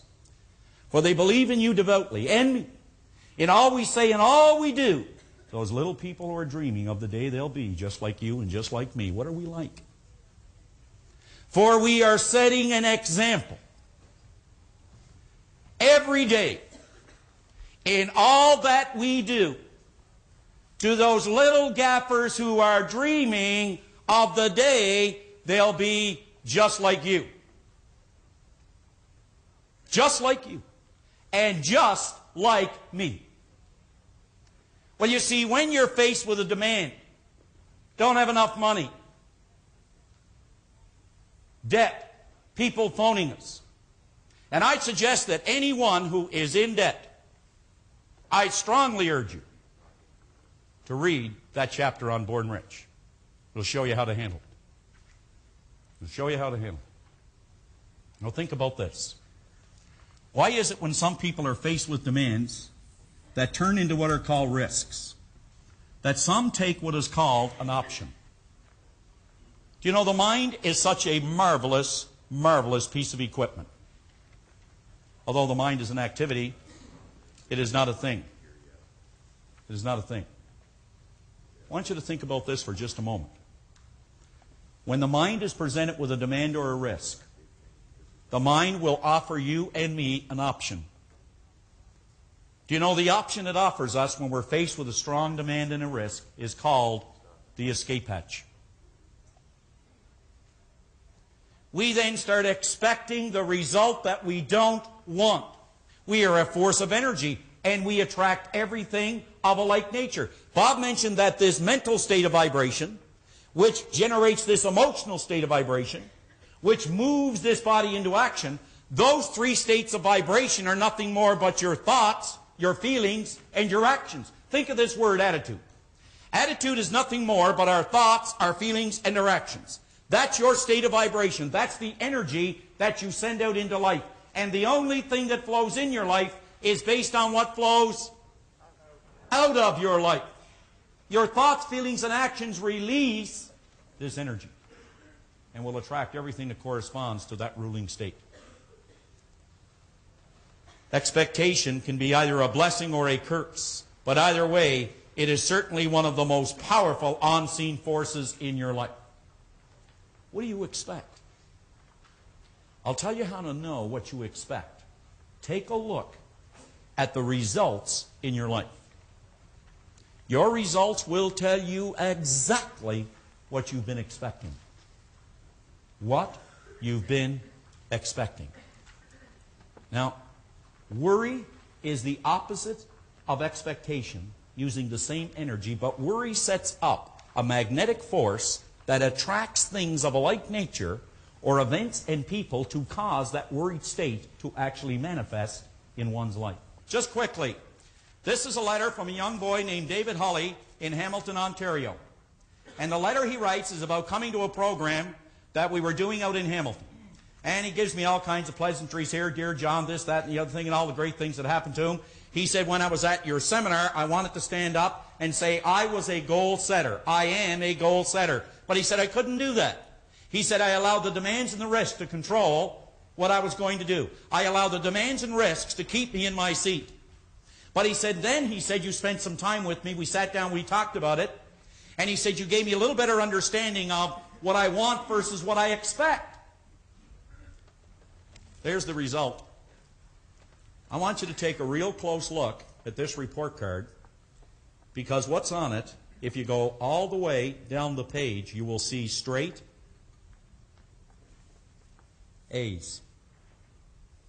Straight A's. Can you see it, John? He became a goal setter first. Second, he expected the goal to appear in his life. Now, I want to introduce you to Mark Dwyer. Mark, I was standing out in the hallway, and Mark came all the way down the back stairs. And Mark come up and he said, I said, can I help you with something? He said, I just wanted to come down and meet you. You see. So I want to bring up, I had a little talk with him, and I want you to give a warm welcome to Mark Dwyer. Come on up here, Mark. Come over here, Mark. Mark, stand right right there. Now you see, Mark has the same goal that David Hulley has. Isn't it interesting he happened to appear and talk about something I was going to share with you? Now, Mark, which mark is your lowest mark? In what subject? A D. A D? In which subject, Mark? I think it's in science. Mark, do you like science as much as you like English? No. You see, Mark is never going to do as well in science as he's doing in English. Do you know why? He's not really excited about it. How could he possibly expect to do well in it? Now, Mark, I want you to just stand sideways with me here. And I want you to take a look at the board, like just kind of face me. Just turn around and face me. Go ahead like I'm standing. Okay, do that. Now, Mark.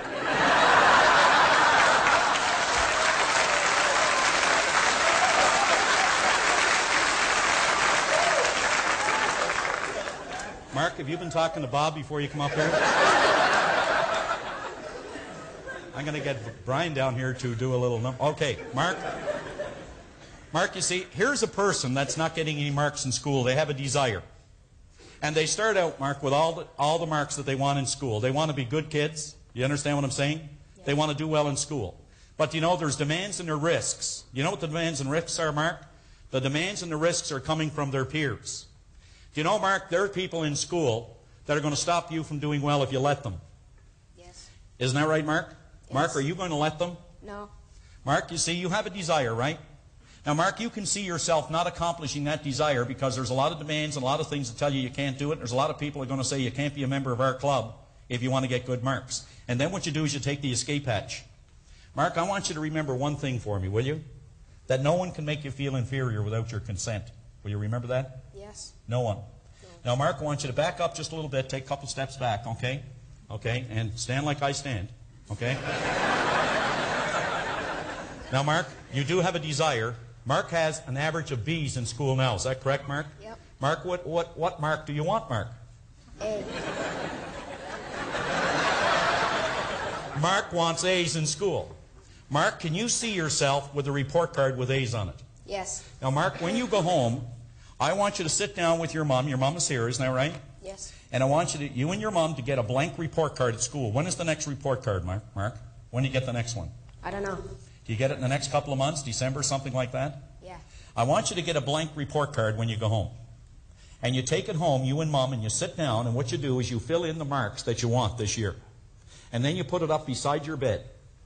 And you actually see those marks, not only in your mind, but before you go to bed every night, you see the marks that you want already on the report card long before you get the report card. Can you do that, Mark? Yes. You can do that? Yep. Mark, is there anything you want to say to everybody here? Hello. Hello?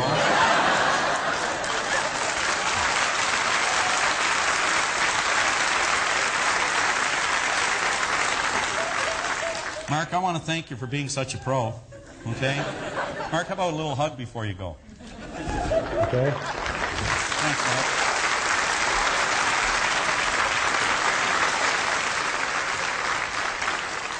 Now you see, why can we not sit down with, say, kids in school and fill out the report card before the term begins? We do it in business. We do it in everything else. Why not set up an environment or an atmosphere of expectation? All right. Now, I'm going to ask you that before you leave here today, like at lunch, you take this book with you. You take some time today, and you sit down with page 33, and you list in your personal life, in your family life, and in your business life, all the things that you really want. And then beside it, put down whether or not you have been expecting them. Now, why haven't we been expecting them?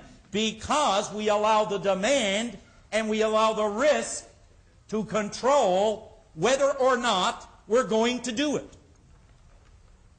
Don't allow others. Don't allow circumstance. Don't allow it to control the way you feel about you. You determine your mental ruling state. Now, would you switch back, please, to page 31? I want to finish this so we can stay on time here. Now, there is one line just below the first paragraph on page 31.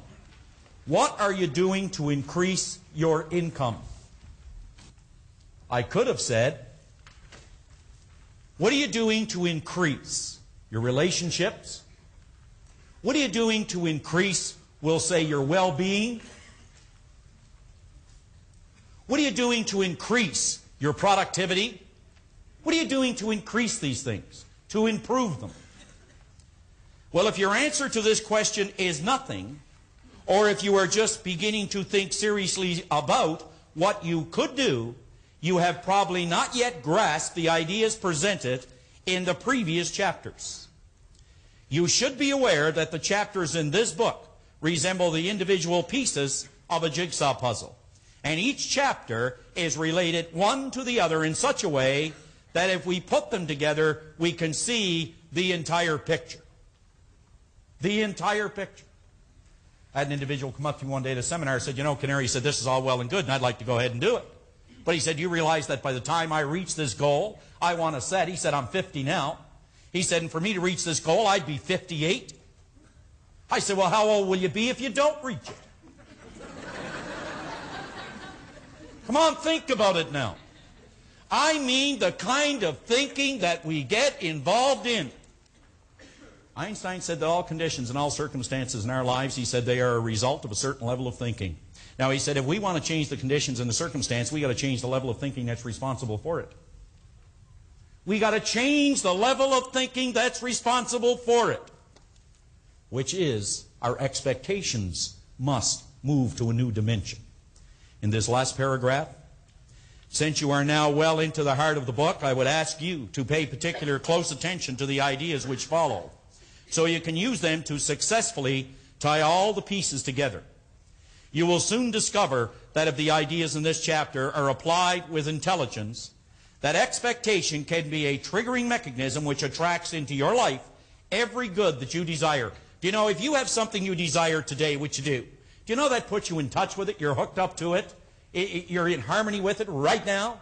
But it's your expectation that moves it into your life. We will always gravitate towards that which we most secretly love, be it base of beautiful or a mixture of both. For into your hand will be placed the exact result of your ideal, your vision. Into your hand will be placed the exact result of your vision and your ideal. So expectation is the triggering mechanism. However, if you do not exercise extreme caution, expectation can also turn just as rapidly into a destructive, lethal enemy. Because people go around expecting bad things to happen to them. Oh, I don't want to do that. What if this happens? Therefore, you must be cognizant of how you are exercising this invisible but powerful force. We believe then that you already understand that you cannot have wealth in your material world until you first visualize the wealth in your mind. Have you ever considered that the highest, the most noble, and the most excellent thing about you is formless in nature? That the highest, the most excellent, the most noble thing about you is formless in nature. But what does this really mean? It means that before any one of us can ever begin to overcome the poverty which surrounds us in our external world, we must first conquer the impoverishment that is buried deep within ourselves. Impoverishment meaning many areas of our life. Some people are emotionally bankrupt. Emotionally. Now what we're going to do is Bob is going to come up and take you through the rest of this chapter. And that will start on page 32. And this will show us exactly how this expectation releases or moves this energy into what is called form. And no one will do that better than Bob Proctor. Thank you.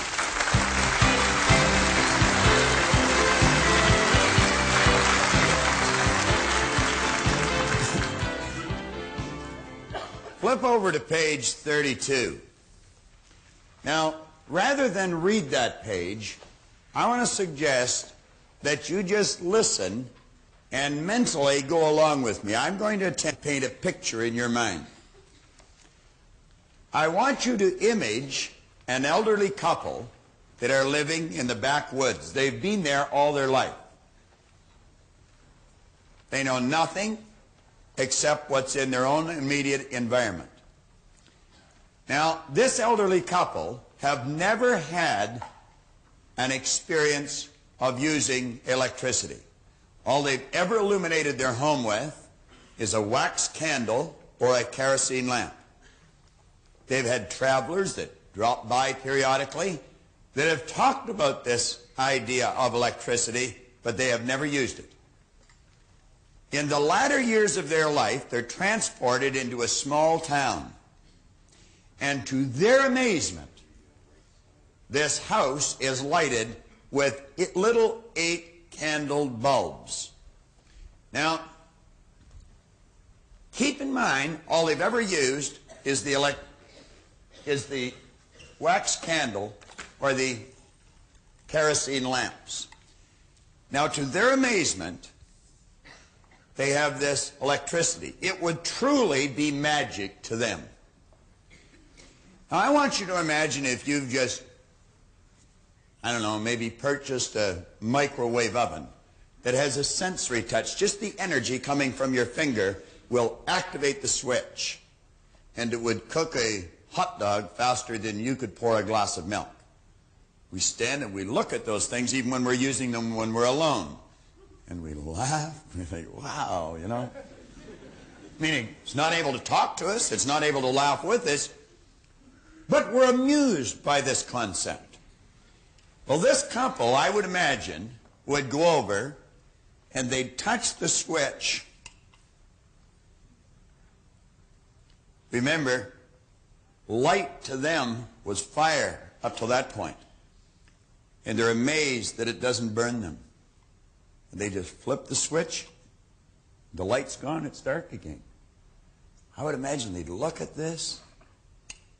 Go, wow, isn't that something?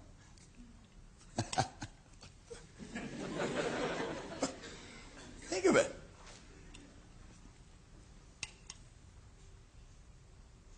Gee. Try and experience this in your mind. They have never, ever seen anything like this before. They'd do it together, and then when they were alone, they'd wander over and they'd flip that switch again. See, their expectation would be that of fire, and every time they get near light, they expect it to be burned. But now they're finding that this doesn't burn them. It's much better to read by. If they had a book, they could sit and they'd read it so much easier with this new light than they would have with the old. Well, you know, electricity is very, very much like this power that we use in many respects. If you're going to work with electricity, you must work from a higher to a lower potential. Any engineer, any electrician will be quick to tell you that if you attempt to work from a lower to a higher potential, you'll get no use out of the electricity. Certainly no positive use. They'll also tell you that electricity can cook a person's dinner or it can cook the person. And the truth is, we have used it for both on occasion. You can use the electricity to freeze food, or you can use electricity to fry the food. It can be used one way or another. One day, after this elderly couple had become used to this new concept, and they can turn the light on without any fear of being burned, and they're used to these little 8-candle powered bulbs, a traveler knocks on their door. The traveler is holding a light bulb. And he's saying, those little bulbs are no good anymore. There's enough light from them. The illumination, it's limited. What you really need is one of these 60 candle powered bulbs. Those little 8 candle powered bulbs are really next to useless. The elderly couple, of course, doesn't really know what the traveler's talking about. Why, he said, you know that one of these bulbs would illuminate this room to a greater degree than all of these bulbs put together. Said, let me show you. And he goes around and he loosens all the little bulbs but one. Then he takes the one remaining bulb that's burning and he takes it right out of the socket and he puts in the 60 candle powered bulb, and wham, to their amazement, that entire room is illuminated like daylight. They have difficulty believing that so much light could come from one bulb. Now I want you to imagine that traveler attempting to tell that elderly couple that the magic is not in the bulb, that the power had always been there. They'd say, oh, no way, the magic's in the bulb. You go back to the electrician or the engineer, and they'll tell you that the only limits placed on this power that we call electricity that is illuminating this stage, the only limits placed on it are the limits that's placed on the form through which it flows, namely the transformer or the bulb. Likewise, the only limit that's placed on this power are the limits that's placed on the form through which it flows. And if you want to illuminate your life to a greater degree, all that is necessary is for you to build a bigger idea, understand the laws of this power, impregnate this part of your personality with that bigger idea, and you will see your results change just as fast as the light in that room changed. Now, I'm going to give you an excellent example. At the break, I had a gentleman come over and talk to me. He's sitting right over here on my left. And he showed me something. I read you a letter yesterday, or in an earlier lesson, where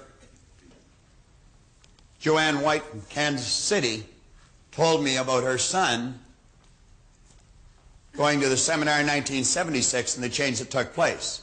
That letter was dated February 1986. There's this gentleman sitting on the side here. Do you want to stand up for a minute, please?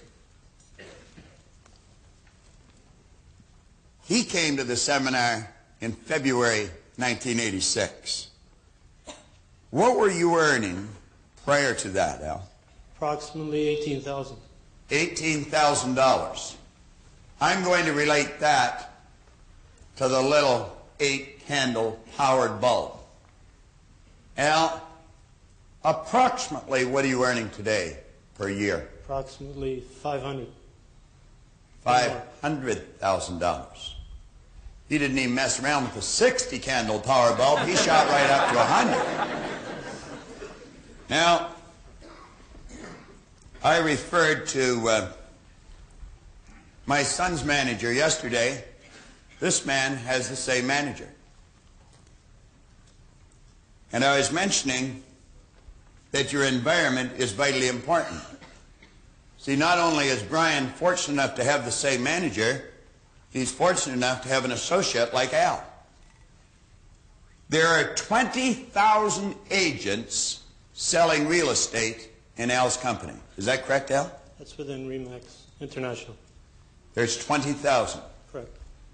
How many of the 20,000, Al, now think of the way I'm asking you the question, of 20,000, how many of them sell more in a year than you do? About 13. He stands number 14 out of 20,000 salespeople. Many of these people would be in the business for a number of years. Al's been in the business since February 1986. How many in Canada sell more than you, Al? 7. Changes daily, I guess. When you handed this to me at the break, and that's when he gave it to me, what did you tell me made the difference? Just changing my attitude and following some of the things that I've picked up through your seminars. You came to a seminar shortly after you started. Exactly. And he took these ideas, and look what he's done with them. Give him another hand. Thank you, Al.